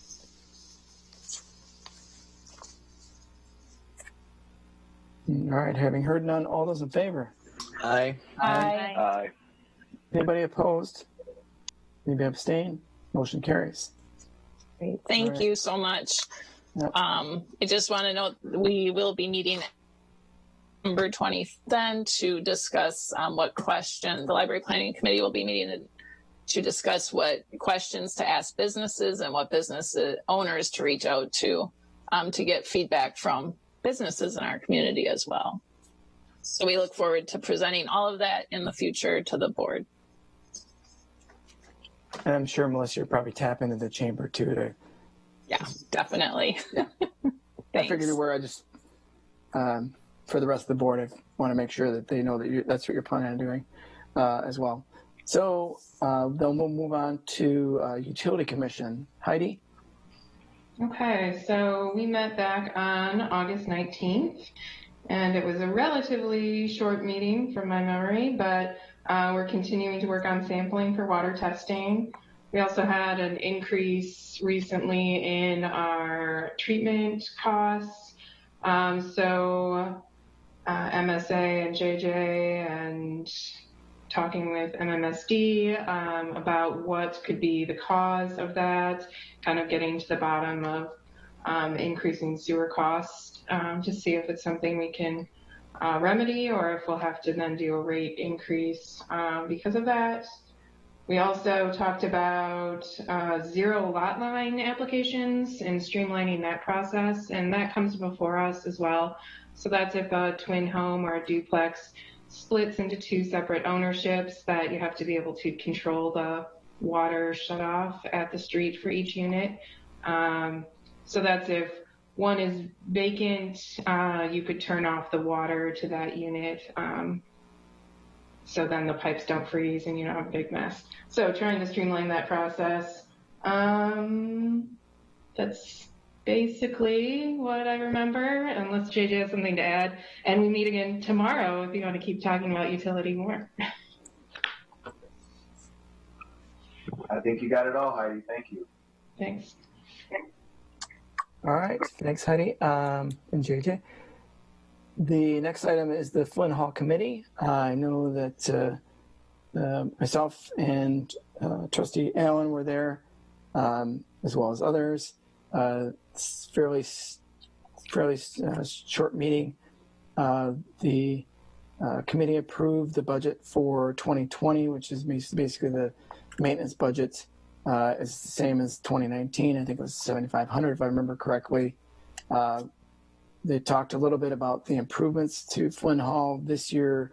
There was a curb and gutter put in along some of the homes next to the driveway and the parking lot. That will address some of the flooding that came in through them because those homes are all a little bit lower. So it runs out to actually the street now. And then they asphalted the back parking lot, which was gravel before then. So that was a joint project with the Lions and then the town put in the asphalt this year. There was this discussion about the deck on the back of the building. Potentially, there might be an Eagle Scout that's interested in doing some work on that. The committee just referred this to asking the town to get someone to kind of really determine what the deck needs are. Is it beyond repair, and we just need the commitment needs to be with the organizations to replace it, or can there be some boards replaced and kind of mended together for a little longer? So that action's with the town to kind of find somebody to look at it. And that was pretty much it. We do have a draft agreement that's circulating around with Rick, our lawyer Rick, with the updates that we talked about, unfortunately about a year ago, with this group, and we're going to get that off to the various parties here shortly for the Lions, the Historical Society, and the town to chew on. But I think in general it was moving to a 2-year agreement with a 1-year opt-out, and then just adding clarity on what the maintenance commitment was for the Lions, the Village of Cottage Grove, and those two parties to that. So limiting that maintenance to just the items that were understood to be those. So it's not a new asphalt parking lot. It's lights, and replacing of lights and a few other minor things rather than that. So that's all we had from Flint Hall. Any questions? All right. Move on then to, we talked about Deer Grove EMS. Anything else to add to that, Troy, or the other trustees that are involved?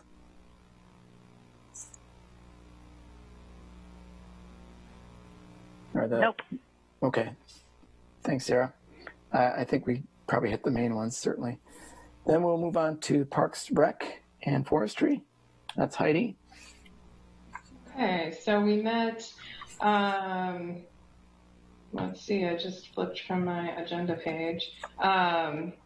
We met last month, and it was a meeting with MSA, community meeting about master planning for the West Lawn Parks. They presented some results from kind of different options from initial feedback, and now we're kind of taking those together, plus the feedback from the meeting, and MSA will be kind of working on that to help develop a plan. Although it's not pressing for the large 22-acre park, it's definitely something that we'll want to put on the radar and in the 5-year plan in not too long. And then kind of parsing that out from the existing West Lawn parkland and what we'll do with that planning for next year. So that's kind of a 2-step process that we started. And then we do have some people joining us. We do have an action item for Monona Grove Soccer to reserve the North Lawn soccer field for skill training, because skill training is allowed under the current order in Dane County. There's some information in your packet, and Sean is here, and I believe some members from Monona Grove Soccer Club. Thank you for sticking around with us for questions about their safety protocols around their soccer drills. Yeah, Heidi, if I may, obviously we've not allowed any field reservations to this point in 2020, and Doug and MG Soccer reached out about wanting to do some skills and drill stuff at either North Lawn or Bakken, and based on the guidelines that they have provided, I feel like they've got a really good handle on how they're going to treat this. It's not going to be any scrimmaging. It's just going to be working with coaches. So from our standpoint, we feel pretty good about it.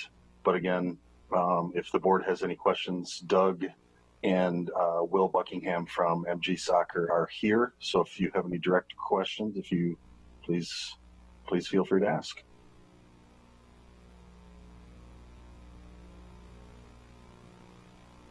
I would move to approve allowing Monona Grove Soccer Club to reserve North Lawn Park soccer field for their skill training. I'd second that. All right, we have a motion and a second. Any further discussion? Having heard none, all those in favor? Aye. Aye. Anybody opposed? Anybody abstain? Motion carries. Thanks, guys, for sticking around with us. Thank you. You're welcome to stay, by the way. So our next meeting for parks is next week on the 17th. All right. Any other questions for Heidi or Sean? All right. Thanks, Heidi. Thanks, Sean. Then we move on to finance and personnel, if I get this right. It was myself and Troy Allen, as well as a number of others. So this is just our initial meeting on August 24th. Greg Johnson and Jonathan Schutz from Ellers kind of walked us through at least the existing plan right now for the 5-year plan. This is obviously before the board and the various direction from the various parks or whatever else the heads of departments come in and lobby for their items, which we'll have to review. So this kind of sets the baseline for us. Ellers did note the comment about the school resource officer being eliminated in the 2021 through 2025 as it stood at that particular point, because the school board hasn't renewed that contract as of yet. They've tabled it, I think, a couple times now. So that's still a kind of a pincushion in that particular part of the budget yet that the board will have to consider at some point, depending on what the school board does in the next meeting or so. And then we also noted that the legal services was bumped up a little bit, I think 30,000 for 2021, based on just the over 2-year period and the sheer amount of things going on. We were already noting, I think, even last year that we thought the budget needed to go up, so made that adjustment. We found it looked like a item that we were charging for the GIS services for tracking all of our trees this year. We plugged in there for 20,000. That was incidentally carried forward, and it looks like we need to pull that out. So that helped a little bit. Walk through the park improvements as they stand right now. Again, Parks needs to take a look at that. Looked at the Park Development Fund and where that stands, Capital Fund, where that stands. Walk through the public work projects over the next 5 years, kind of looking at that. Again, all those have to run through those committees yet. So this, again, was just a baseline. And just the general budget timeline. So the next things coming up will be department heads are looking to draft individual budgets over the month of September, and then following that, September 21st, the board will review and take a look at the FMP, updated FMP Financial Management Plan, what that stands for, as recommended by the Finance Committee. So the Finance Committee is going to circle back through again here too. And then it just kind of progresses along there. It's in the packet. Any questions from board members? Matt, anything I missed? One additional item of feedback that the committee gave was to try to work in the plan did not factor in the next 5 years any additional full-time staff, although in the past we've been able to accommodate some additional full-time staff without literally planning for them in the plan itself, just through flexibility with the levy and plan itself.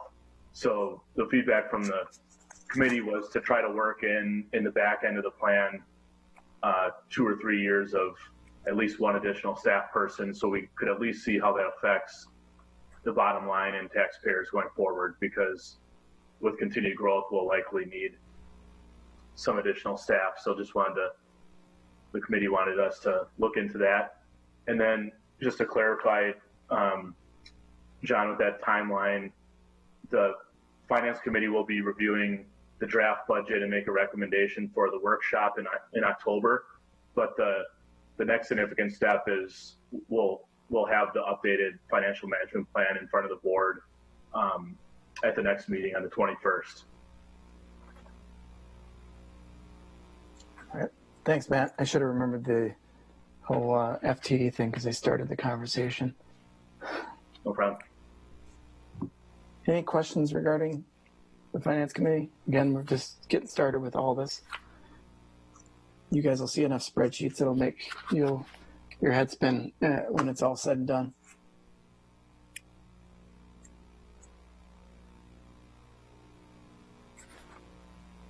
All right, then we'll move on then to the Law Enforcement Committee. Sarah, do you want to take this one? Sure. Sorry, delay and get my mute button. So a Law Enforcement Committee meeting met last week, Monday, I think, but I don't remember when, 8:25, and had a pretty good meeting. One of the big things that came up was what John had mentioned about the school resource officer being tabled at the school board, and Chief Labor brought that up, and the recommendation came from the Law Enforcement Committee to bring that discussion here to the village board to see if there's any action or recommendation or thoughts we would want to pass on to the school district. So, Chief, I see you on. I'm here, Sarah. All right, you want to take it away or introduce Jessica? Sure. The school resource officer, Jessica Helgeland, is on the meeting with us tonight. And the reason I brought this up at the Law Enforcement Committee was I'm concerned that not enough village board members and maybe community members in Cottage Grove were aware that the school board is deciding whether or not to renew their contract for this year or the next 3 years, I believe it is. The first contract was for 3 years and it's now ended. And apparently the last school board meeting, there were negative comments, and people that have watched it thought that they were leaning towards not renewing the SRO contracts. So that was the purpose tonight, is to get it before the board. Hopefully you guys can ask us questions. We can tell you what we think about the SRO program, where it's going, what it's done, the impact it's had at the school. As police chief, number one priority is safety of citizens, and at the schools, obviously, it's the staff and the students and making sure they're safe. And I think a lot of people in the country have forgotten the major reason why SROs are in schools is to protect the people. There's been a number of mass shootings, but because of COVID, there's no school. So we're not getting reminded on a weekly or monthly basis of the horror of having an active shooter or killer in a school, or impacting our lives that way. So I think it's important to note that our school resource officer, and I'm not speaking for Monona, but I know that they have a very good rapport with their students and staff there. I know that our SRO has got the backing of the administration and staff at Glacial Drumlin and the other schools in Cottage Grove, and I think it's important to note that not only does she provide safety there, but she also acts as a counselor, informal counselor, and she knows the kids, she knows the parents, she knows the home situations, and I think through her actions there and SROs across the country, they've made a positive impact in the schools. And I frankly don't see any negative impacts. I included in the packet some bullet points I put together real quickly because I know a lot of times people bring up the school to prison pipeline, and in my opinion, that is not an issue in our school district. I think our SROs have a much greater impact on the kids and probably prevent a lot of kids from ending up in the justice system where they would be if they weren't getting advice from a police officer who's been there, done that, and has seen what's happened to kids that, you know, go the wrong way and don't get the proper guidance. So I put together the bullet points. I also included Jess's annual report from last year that shows what she does every day. And I know at the law enforcement committee level, whenever they read that, which is every month, they're always very, very interested to see what she's done and who she's talking to and the multifaceted role of an SRO in the school. It's super important. So we've got those things in there, and I'm willing to take any questions from board members, from me, or if you would like to talk to Jess directly, that's great. We do want, what I'm looking for is maybe some input from our village board, if you folks decide that you want to do that, maybe to the Monona Grove School Board tomorrow night. They are considering the SRO contract for the next 3 years. And I think it would be, I hope it would be impactful from them to hear from the elected representatives of Cottage Grove saying, we support the SRO and we want the SRO in the school, especially in Cottage Grove. So if anybody has any questions for me or just fire away. Any questions from board members? Just real quickly from me, I get an opportunity to read Jess's reports every month as part of the LOC.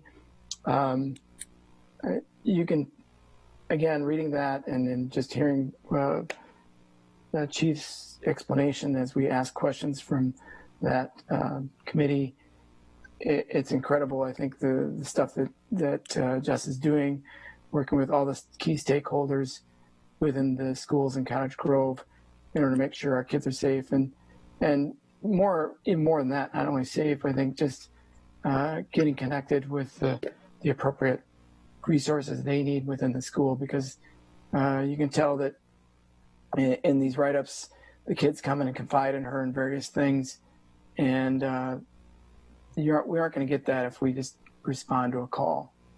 And with an officer who doesn't know the kids, who's not connected the way an SRO would be, and I think it would be pretty short-sighted for our school districts to, pull that out of Cottage Grove schools.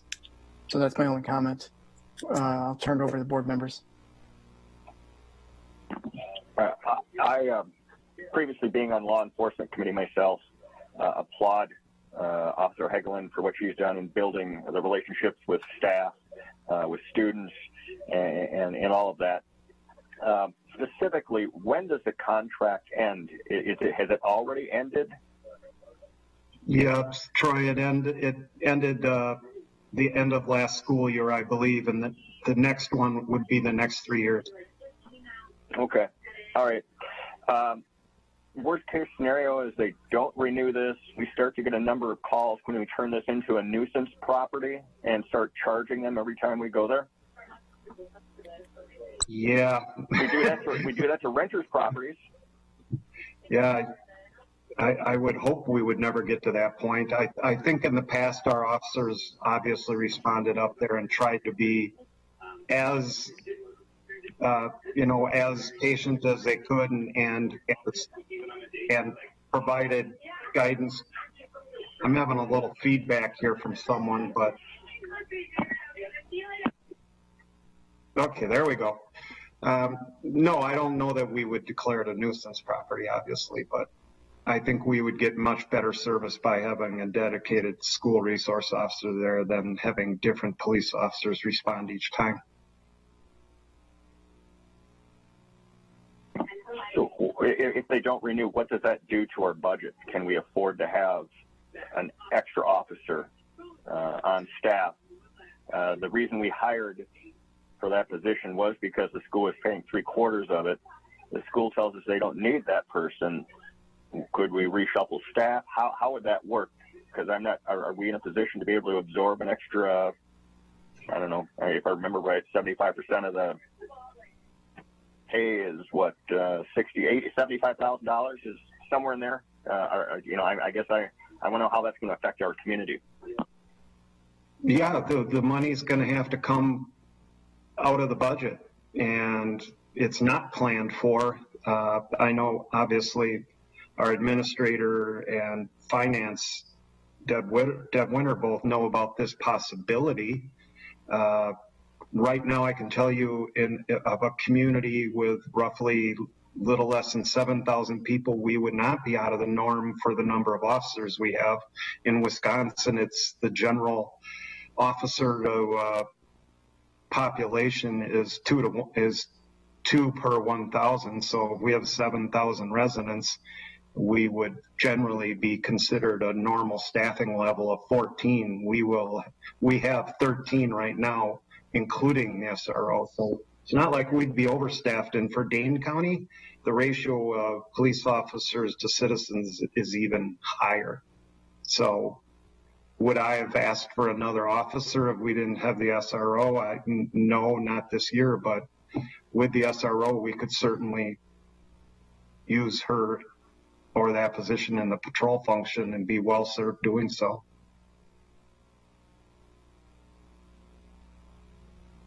And while school's been out anyways, my understanding is that the school hasn't been paying for, even when the contract was signed last year, they haven't paid us the portion of that salary because they were assuming school wasn't physically present. So, right. So we've already been doing without that funding source for this year. Yeah, Sarah, I don't know what they're going to do about last school year. I haven't heard a definitive answer on that. So maybe they've made that decision or not. But as soon as I figure that out, I'll let you guys know. Deb was certainly going to be billing them as normal because the contract doesn't discuss or give an option for staff at least to prorate. So they would be billed for the full school year, and there would just be they could certainly make the argument that there should be a couple months taken out of there, but most of the revenue should come in for the last school year. Okay, that's not what it sounded like on their board meeting when I listened in. So, but it's fine. I think we should invoice. That's perfect. Let's invoice them. Do it. Agree. And I'll speak to. I've already reached out to all of the school board members, indicating my support for the school resource officer, and shared some of my personal examples that our families worked through with the school resource officer. So I definitely have my support for that program. And I think the one piece that might be helpful is I didn't bring up to any of the board members when I contacted them, but making sure they know about the monthly reports that are written and share somebody could just share that with the school board, so that they have insight into what Officer Helgeland's daily life is like in the middle school. I'm not sure if they've ever read those. They're public records, so if they wanted it, they could get it. I think Jess, I think they already have seen them, haven't they? Yeah, they've seen this entire last year. Oh, okay. Good, thanks. Sarah, just a question for clarification. Did you thought that maybe the school was talking about not paying at all for last year? For the session that when they went remote. I mean, that should only be like 2 months, April and May. Sure. Yeah. Some of June. Okay. So we should get the majority of the planned revenue for the last go around. Yeah, I would think if the revenue's there and you invoice something, if they weren't to follow through, the dollars, you'd have to ask the question where the dollar's going then, right? I mean, if the dollars are there, revenue's there, we should be able to invoice and get that, the expense side covered. Yep. Yeah, fully agree with Paul. If they're not going to follow through, then we need to ask the question where the dollar's going. I very much appreciate what you do, Jess, at the school. Yeah, Jess. Thank you. My kids are in the school. You do a phenomenal job. Really, and absolute support from my end. Thank you. That goes for the officer at Monona Grove too. He was, very, very similar to Sarah, very beneficial to our family with some of the things we dealt with. So I always have that support. Mm-hmm. And I know, Jeff, the Monona Grove School Board appreciated hearing from family members that have had direct contact with the SRO. So, if you feel so moved to reach out I will. to any of them and let them know. Likewise. I had a question because I have heard the news where in Madison schools, the argument where they don't want SROs there. And in our community is how SROs are utilized in schools. Is it different than in Madison schools? I have no clue what the Madison SROs do. Jess, would you know that? No, we have monthly SRO meetings for every SRO in the area, and they don't usually come. So I can't say what they do in their schools. Okay. And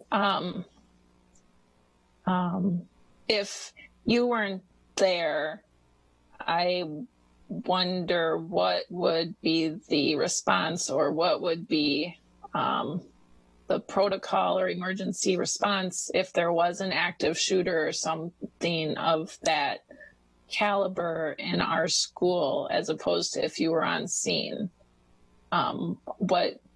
How big of a difference would that make? Chief, do you want to answer that? Or is that me? I could. You and I can both speak to that. I know for a fact that if you have an SRO on site with the appropriate gear there, they will respond much quicker. And Jess is at Glacial Drumlin most of the time. Sometimes she's at the grade schools. But having someone there that is already in the school, familiar with the school, and can have that immediate response is a lifesaver. And I know people will refer back to Parkland and go, well, that SRO waited outside, he didn't do anything. But at the Chiefs conference last year, they did a detailed analysis of what happened there. And yes, he did wait outside, but even if they did a second by second timeline on the shootings and where he was, if that SRO would have gotten in there, he had to drive in a golf cart to get there, for one thing. And then he's assessing the situation. Even if he would have gone in right away, there would have been a mass shooting. But we're talking a huge campus, college campus like high school down there. In Cottage Grove, we have one building where she's at, and there's an immediate response there. We'll get there quickly, but most of us are coming from the police station, or they might be out on a call, so it could be 3, 4, 5 minutes before we get there. Jess? Yeah, same thing. And a lot of times on these conferences that I've gone to, we hear a lot of past calls and lessons learned, and if there's a police car outside, chances of a person coming in and wanting to do an active shooting isn't going to happen because they know that I'm there or a police officer is there. They're going to go somewhere else where there's not that police car. And if it does happen when I'm in the school, I'm right there. That's how we train. We hear it. We go on our own, and I'm there in a matter of seconds compared to the minutes it would be. And that's obviously worst case scenario if like yes. which so taking that on lesser degrees than having you at the school is beneficial for smaller things too, like if a student were to bring a gun to school or something like that, which is still awful but smaller on the caliber of a shooting. So terrible things to think about and talk about, but I am supportive of having you there, and I think it's because of the relationships that you have formed there that makes it seem like a different situation than what I've heard on the news about Madison schools and how they don't want officers in those schools, and hearing that they don't even come to the meetings that you guys have is concerning, and I'm glad we aren't in Madison School District for that reason, for one of the reasons. So I am also supportive of an SRO in Cottage Grove, and thank you for your service. Thank you.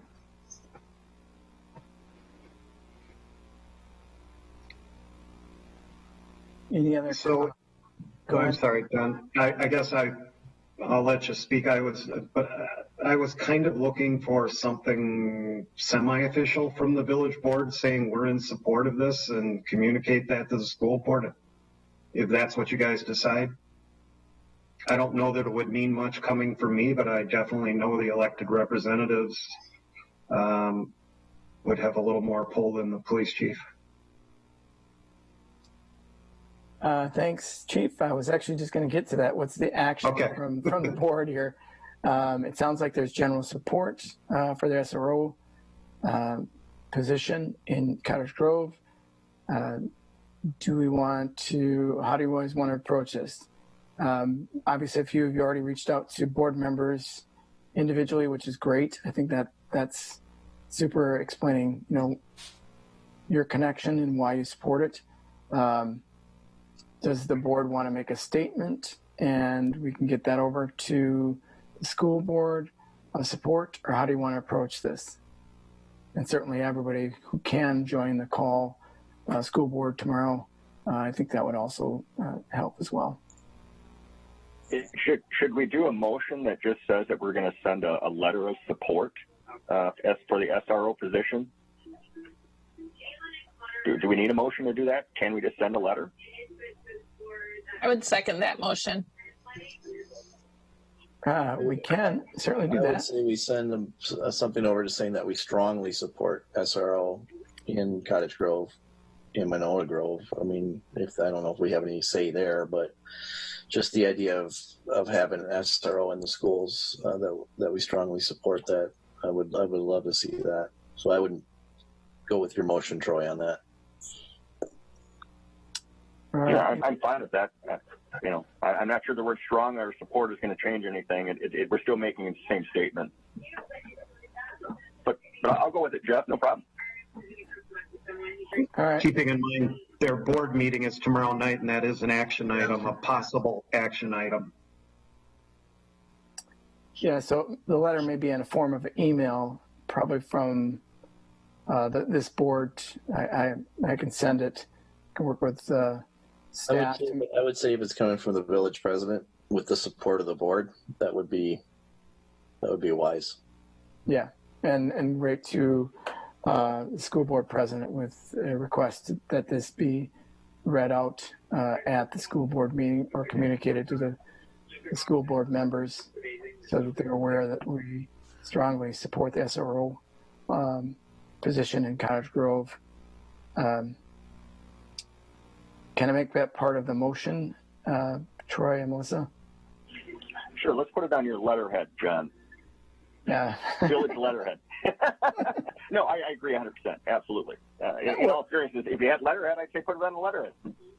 I agree. Okay, good. I think the whole goal is to make sure that we get it over there right away, and draft something up tonight, and bounce it off a few folks. But I think saying Monona Grove, just because our kids go to the high school as well. So, and while I definitely support it from the village perspective, I support the SRO in Glacial Drumlin. As a parent, I support an SRO at the high school as well. So, should we include the Monona City Council and their governmental, just so that they have a copy of what we're doing as well, just so they know we're doing this? They're part of our community and the school district, so. We can copy the appropriate person on our own end. Yeah, I would agree with Melissa on that. It shows the unity of the district. Melissa's right. We've got kids that are going both to the high school in Monona and our school here in Cottage Grove as one district. All right, so Lisa's probably going to kill me, but we're going to amend, I think, sounds like the motion to include all of Cottage Grove, Monona Grove schools in consideration, because those SROs not only go to the high school and they go to the other schools in Monona, they also just goes to all of the schools here in Cottage Grove. They're making the rounds, making the connections, making the relationships with the kids. So we'll make sure we get that incorporated. Troy, you okay with that? Melissa, you okay with that?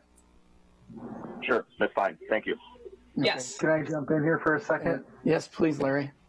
So to make it easier on Lisa, and since we don't have an action item on the agenda, let's just go ahead and do a straw poll, John, just as a advisory vote for you in the letter that you'll be writing, and it doesn't have to show up as an official decision of the village board. Okay. Thank you for keeping us honest on the Roberts rules. Appreciate that. Can you say that again? Say that again, Larry. I'm sorry, I didn't quite catch it. We don't need a motion. I always think that where there's a will, there's a way, and there's clearly will here, and we don't have something on the agenda, and so I think John is sending a letter from the village president as the village president, and what I've heard is that there's an expression of support that he can reference the rest of the board's support in his own letter. It's not really a board decision at this point since it wasn't noticed as a decision item, but we can get there nonetheless by just holding a straw poll. John can always, the president can always hold a vote on advisory issues like this without having something on the agenda. So, Larry, just one question on the agenda. It does say at the bottom any item on the agenda is subject to final action. Does that help?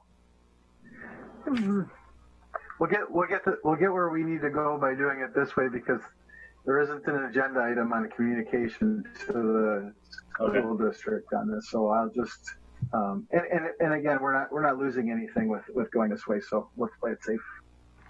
Well, and there's also a sense of urgency. Obviously, the meeting's tomorrow. So, all right, I will do the straw poll of my board members as far as their support for me sending off a note to the Monona Grove School District in regards to our support to have the SRO officers in our schools. So just call them out by name or just do an overall yay, nay. By name, he's nodding. On mute, but he's nodding. You can do it either way you want to. All right. All those in favor from the board who would like me to send that recommendation, comments back to the school board, signify by saying aye. Aye. Aye. Anybody opposed? Anyone abstain? Motion carries unanimously. Thank you, Larry. I'll withdraw my motion then. Yeah. Technically, there's no motion anymore, so. Okay. I guess I'll unsecond. Yeah. And Lisa will just delete about a paragraph of stuff. That's all right. Again, we want to make sure the communication, I think it's clear with the way the board feels on this item. And so we'll take that action. All right, moving on then, ordinance review. Ordinance review met last week on the 26th. we hadn't met in a while, so we were talking about the budget recommendation for next year. We hadn't used very much of the ordinance budget yet for this year, but the committee was wondering if perhaps that's because all the codifications get billed at once, but that's something I guess we can clarify later. So we recommended to keep the budget the same as last year.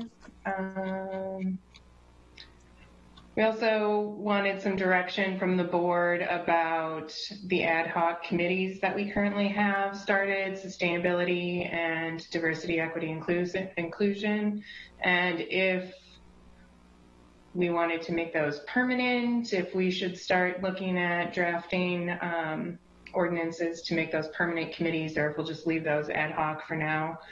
I guess we're meeting again next month on September 30th at 5:30. So I don't know if anyone has any feedback or if that's just something we can talk about in the future, if we want to make those permanent committees and code them in our ordinances.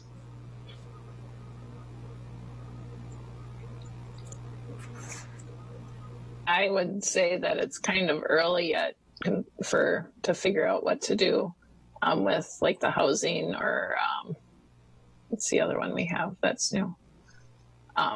Anyway, I think it's too early yet. I mean, I think with sustainability, it's possible that it could be a permanent one in the future, but I just feel like it's too early yet to know for sure. Just a quick aside as far as the housing task force, after their report is finished, and Larry, I'm sorry to put you on the spot here, but correct me if I'm wrong, but community development authorities, CDA, that we do have, if there were directives to continue with housing initiatives, usually that lands with the CDA. They would take actions or certainly partner with the Plan Commission. So I don't think the housing task force would be necessary after about a year of their study and they get done with the report. That would be a logical progression, I think. Okay, so I guess we'll we have kind of a fire inspector role that we want to continue to look at since Jesse's with the fire department, so he has some expertise in that area for looking at the ordinances. So I'm sure we'll be talking about more and reaching out to staff for their guidance on that too.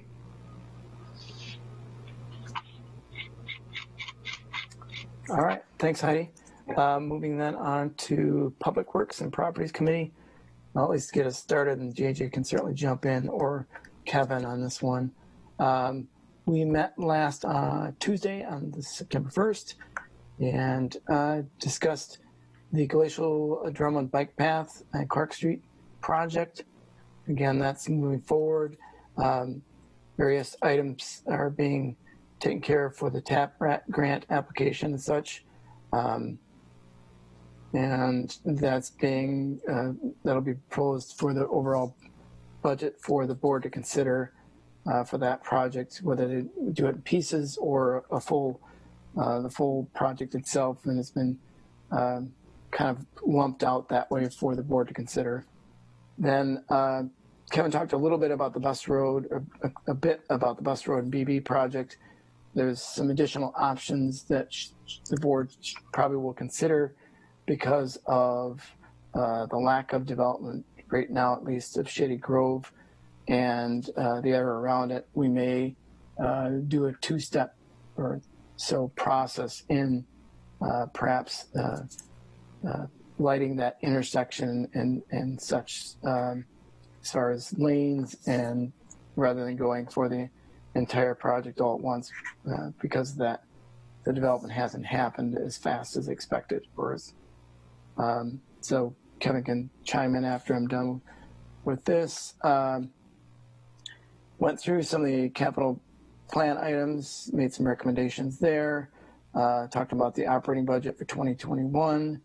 And again, all this will be in front of you very soon, as soon as in the next couple weeks. Reviewed, this committee is also impacted by the village board priorities.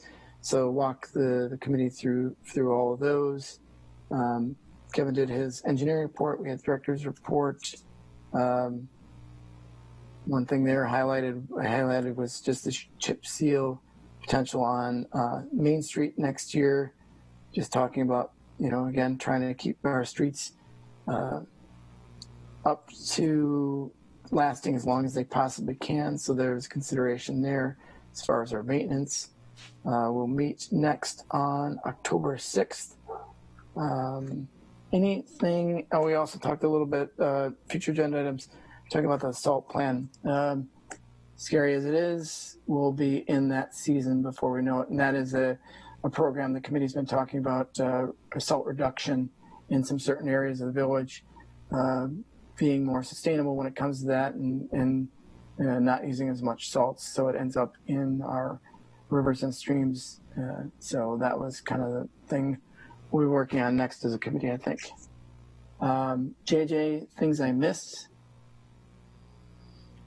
I don't think so, John. I think you touched on everything. I do believe Kevin's going to bring back a proposal, or at least options for consideration, to Public Works at the next meeting for DB and Bus Road. You kind of touched on the many moving parts there. So I think that one is still in the works and come to the committee, and then definitely forward here this fall for direction. Kevin, anything else you want to highlight? Not that I can think of. I think JJ mentioned it. Like I said, we are going to bring something back. We are going to try to, whatever the options are, also talk with the school district on it and make sure that they get buy-in as well. So we'll be working with Larry and the staff on some of that stuff as well. All right. Any questions from board members? All right. We still have a presentation to hear, and Matt and Aaron have waited patiently. We can move back to that rather than go into item 9. Or is that all right? Matt, Aaron, you guys ready? I'm still up for it. All right. I'm glad I'm thankful that we didn't skip tonight's meeting and put this all on the 21st, or we might never get done. I think everybody agrees with that. So this item is item 6. We're moving back up on the agenda. So again, I'm glad I'm not Lisa tonight and the way we bounced around, but for a purpose at least. So this is the 2020 Village Development Overview. There was a bunch of pretty pictures and slides in our packet, and I'll turn over to Matt and Aaron. Thanks, John. Yeah, I'm excited to present tonight with Aaron, who, by the way, he was the one that did the wonderful job drafting the PowerPoint that's in front of us tonight. So I want to make sure he gets the credit for that. So yeah, we'd like to highlight the development activity that the village has experienced over the past year, as well as discuss projects on the horizon and opportunities for the future. Aaron, you can go ahead to there you go. The majority of the village's commercial, retail, and industrial growth has occurred in TID number 5. While the majority of TID number 5 is comprised of the roughly 130 acres of land known as Commerce Park, there are several other distinct areas of the district that we're going to discuss as well.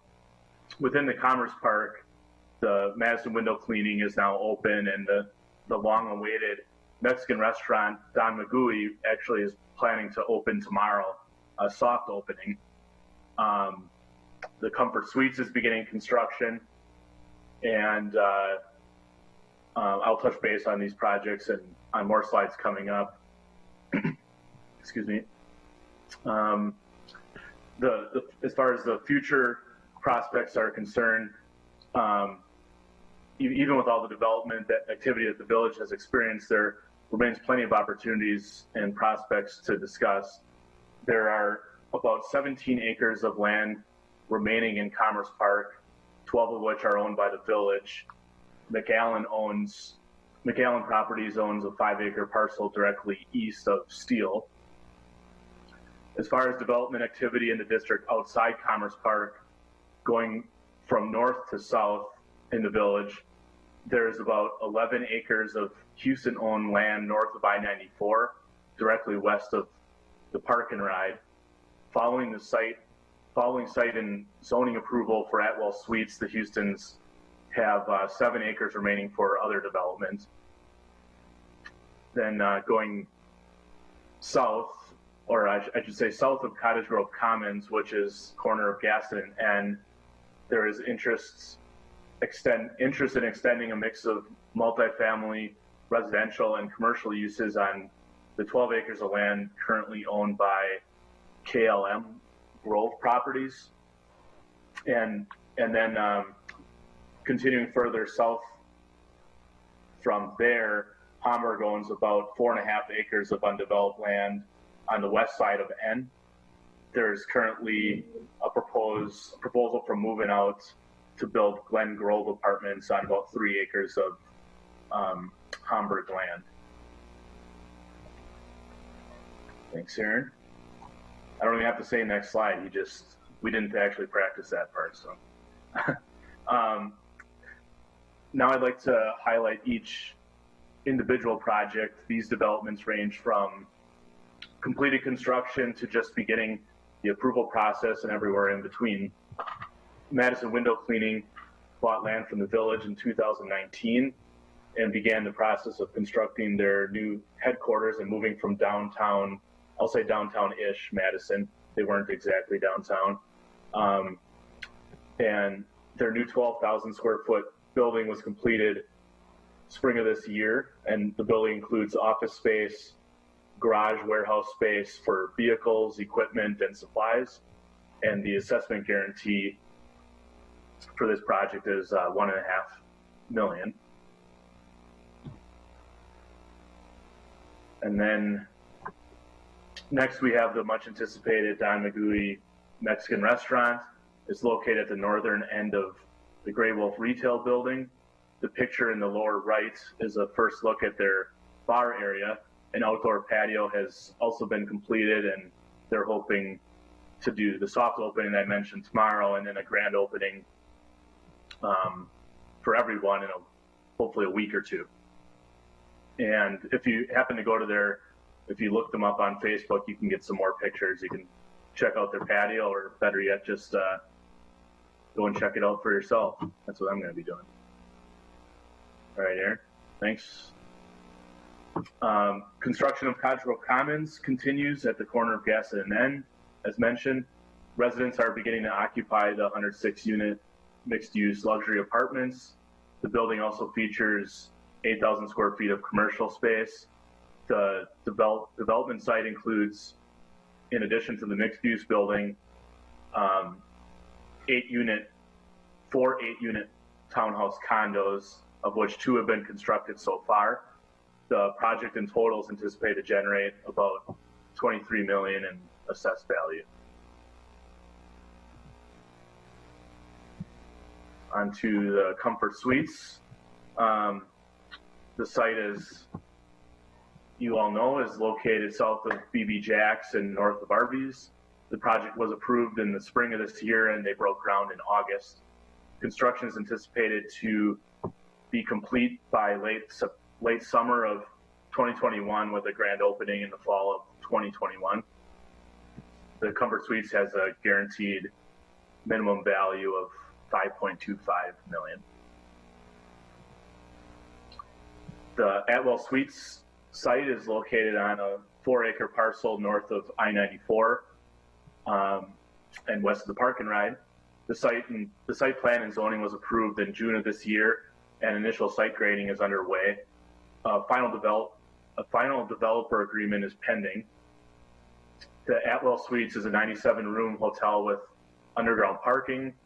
This is a new IHG brand hotel and the first in our five-state region with this branded hotel.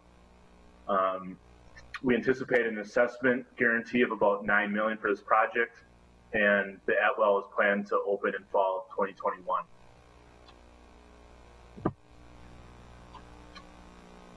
The developer moving out is proposing a 100-unit apartment development called Glen Grove to be located north of the BP from the corner of School Road and N.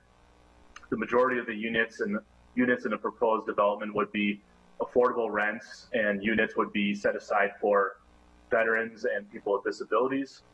The developer is hoping to move forward with site review, zoning, and development agreement approvals in the coming months. Dolphin Swim Academy is a business that offers swim lessons for all ages as well as open swim. They're looking to buy land from the village and Commerce Park.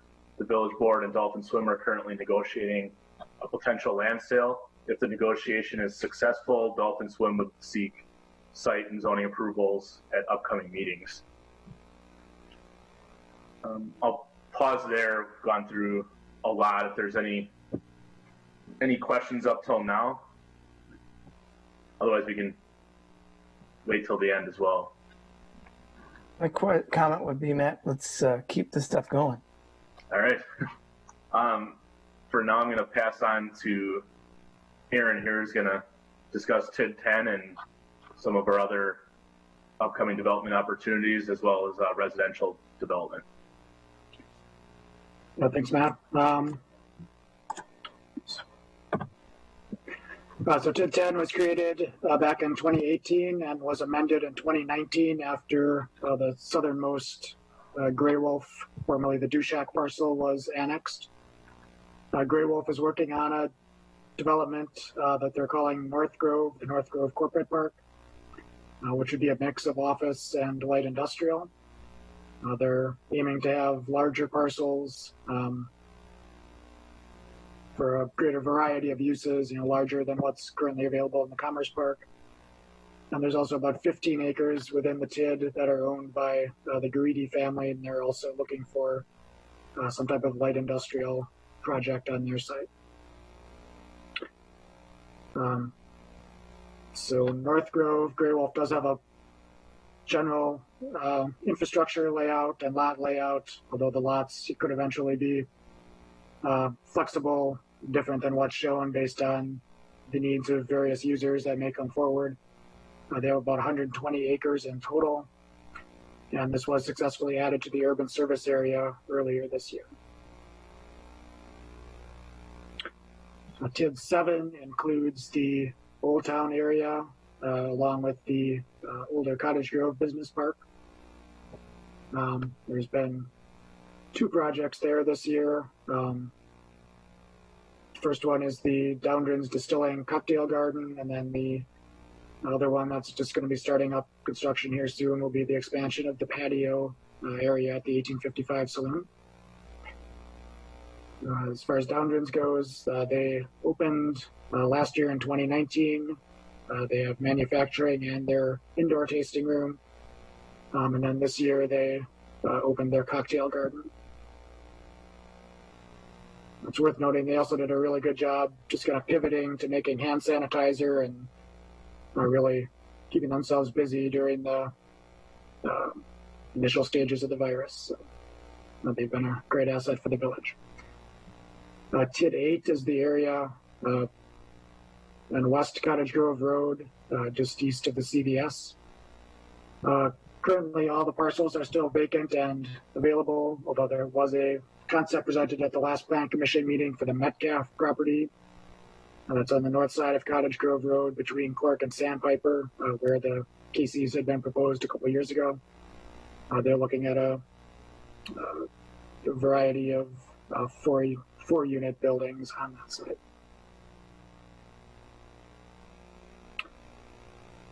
Just a reminder that TID 9 is also created in 2018 for the area around N and BB.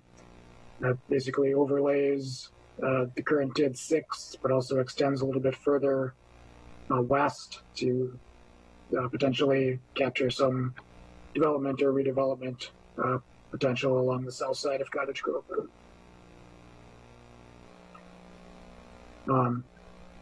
Institutional projects, obviously the main one is the newly named Granite Ridge Elementary School. Their site plan was approved in summer of 2019. It's currently under construction, as I'm sure you've all driven by it a million times now. It's pretty easy to see. They're on pace for opening in the fall of 2021.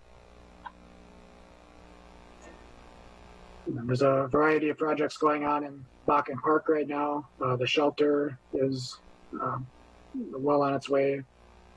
The splash pad is also underway, and then very recently the Miracle League also got started on building their new ball field. And the rugby clubhouse is also just about, I believe they have actually started now. So a lot of activity going on, and that'll be a totally transformed area by this time next year. We hit a little bit on this a couple hours ago in the building inspector conversation, but as far as residential parcels created, in 2020 there haven't been any residential parcels either through CSM or subdivision, but there was a peak last year of over 150. As far as residential building permits, as the inspectors noted, there were, I think they said 14 single-family permits pulled this year, and then the 100-plus multifamily units representing the Cottage Grove Commons. So that includes both the apartments in the mixed-use building and the condos in the on the western portion of that property. As far as other future residential development potential, Quarry Ridge is wrapping up the first phase of the remaining 79 single-family parcels that they started with. I believe they'll be looking to start phase 2 probably in the spring. Shady Grove had their plat approved in 2019. That included 56 single-family parcels. They've gone a little bit quiet, but we're still ready and willing to do a developer agreement with them. West Lawn, 5th edition. The Hamburg's plat was approved in fall of 2019. That included 100 single-family parcels, and they're underway in their first phase. There are approximately 20 or so parcels in Quail South. There was a CSM to amend those lot lines in 2019, and they're awaiting construction. And some other potential projects out there. The Farm Golf Course remains up for sale, and I know there's a few different developers that have been interested in that property lately.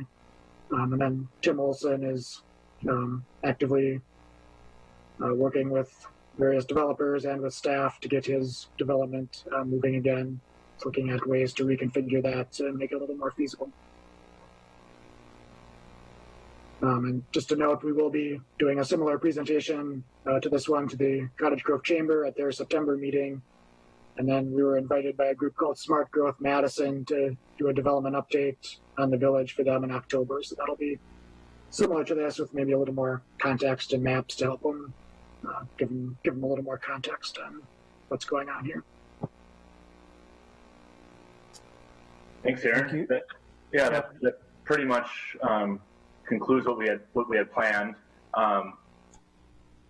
We're certainly thrilled with the continued development and future prospects for growth of both the village's commercial and residential tax base, and seems like we're certainly remaining competitive in Dane County, and I would and certainly that means statewide as well. So we're happy with what we're seeing, and we're certainly open to any questions, comments, or anything from the board.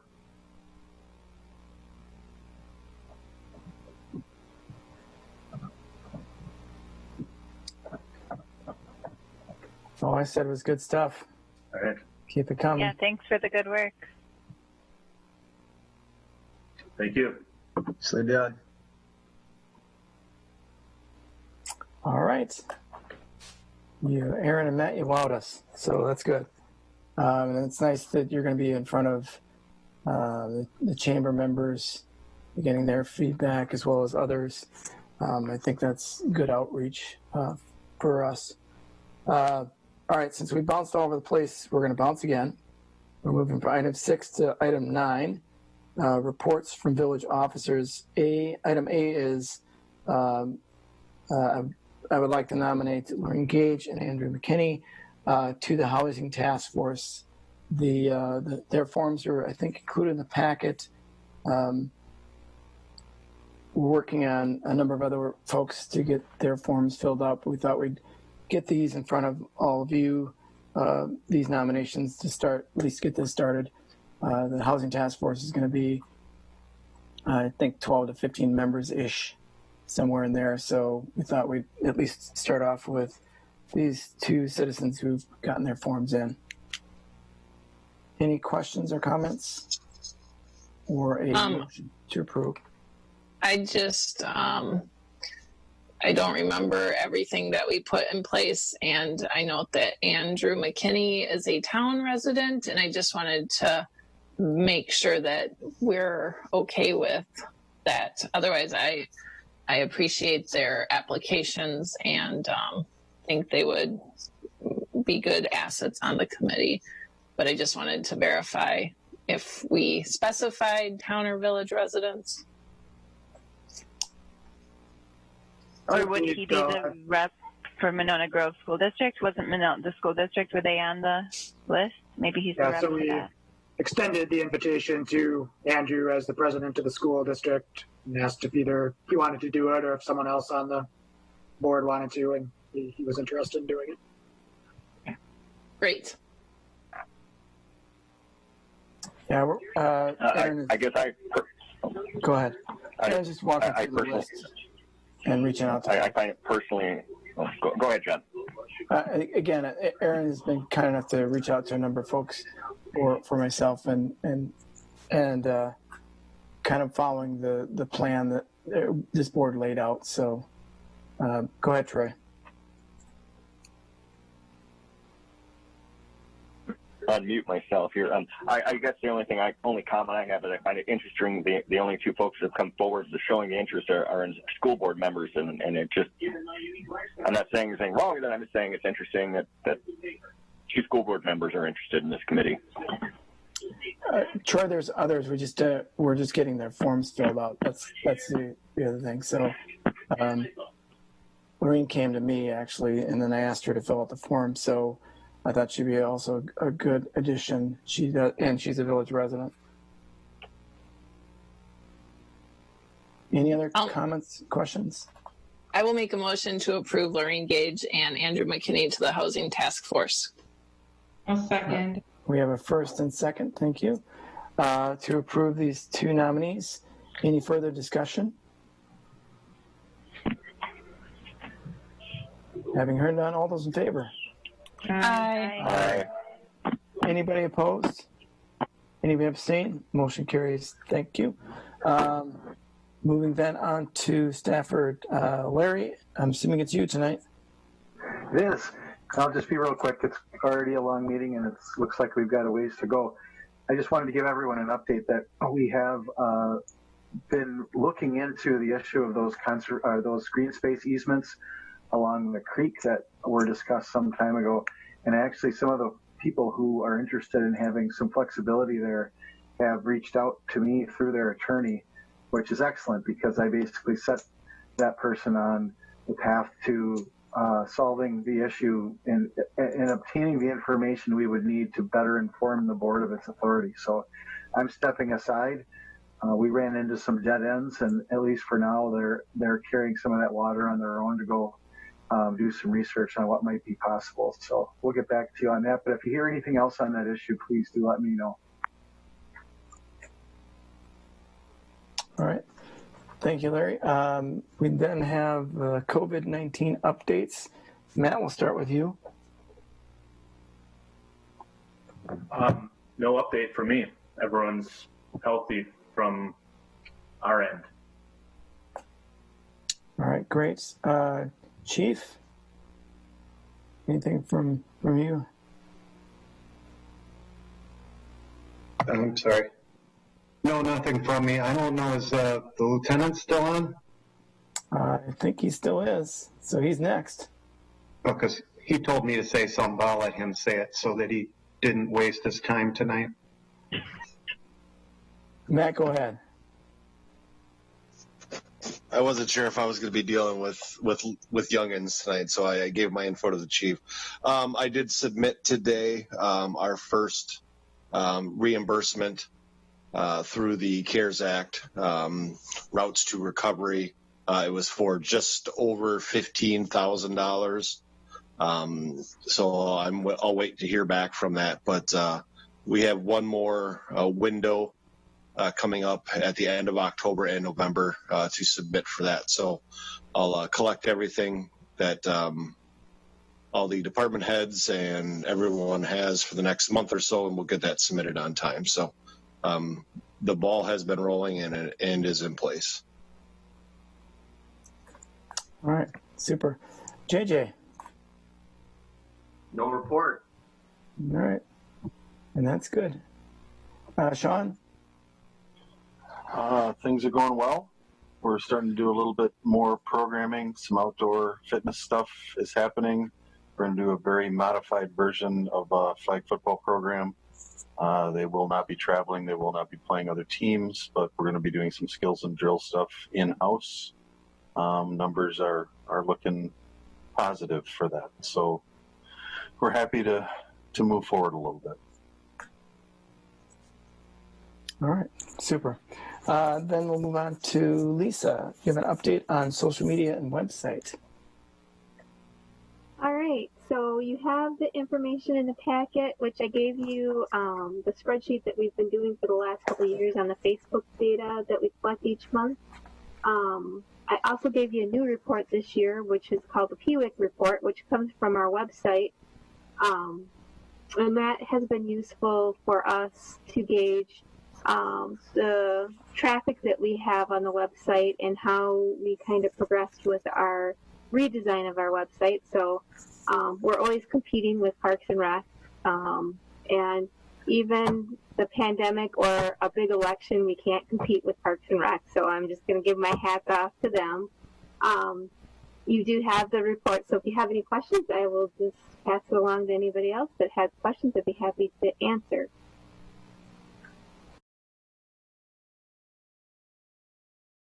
From board members?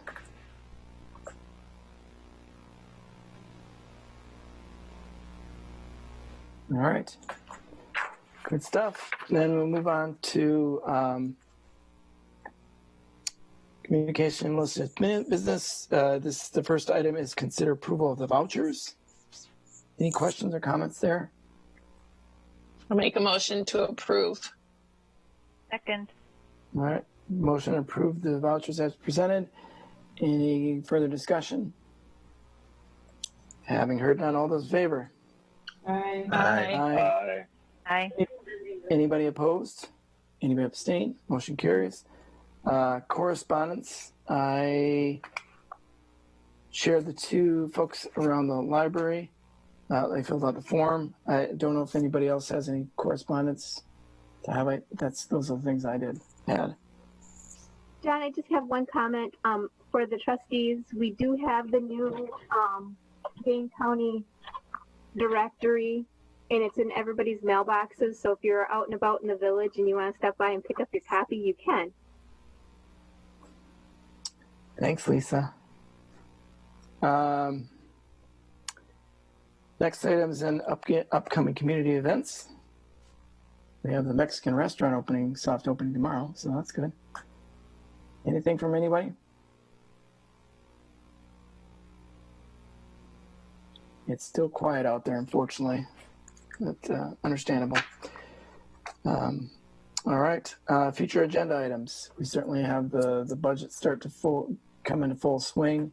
Matt, other things that you can think of at the top of your head right now? No, maybe we can skip it. I'm kidding. No, nothing. We'll probably have there'll be some plan commission items. Yeah, absolutely. All right. If I can ask, what about our review with MSA? I guess I still don't really feel like they're doing the job we need them to do, and we need to look out for our citizens' best interest with them. I think that would have to be a formal agenda item. If you want to put it on the agenda, we can, so that we can. Isn't that what we're doing now, John? Talking about items for future agenda? Oh, yeah. I'm sorry, yeah, but that's okay. You're requesting that. It's getting to be long, and I still have a little bit longer to go here. Good times. Yes, we can put that on there. Consideration. Thank you. Appreciate it. All right. Then we'll move on to the closed session items. And I'll make a motion that we go into closed session for negotiation of development incentives for the land sale negotiation in TID number 5. The Village of Cottage Grove Village Board will enter a closed session pursuant to Wisconsin State Statute 19.85 parentheses 1 parentheses E, deliberating or negotiating purchasing or public properties, the investing in public funds, or conducting other specified public business wherever competitive or bargaining reasons require a closed session. This is a roll call vote, so I'll turn this over to Lisa. Oh, I'm sorry. I need a second, by the way. Second. I think that was Melissa. Yep. Close. Okay. Thank you. All right. Murphy? Aye. Allen? Aye. I'm almost done. Shut the door, please.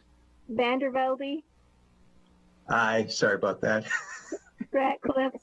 Aye. Lindbergh? Aye. Valencia?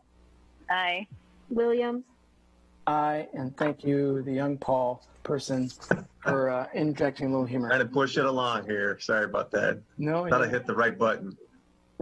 It's wonderful. So we will go on to the other Zoom for the closed session. So everybody do that.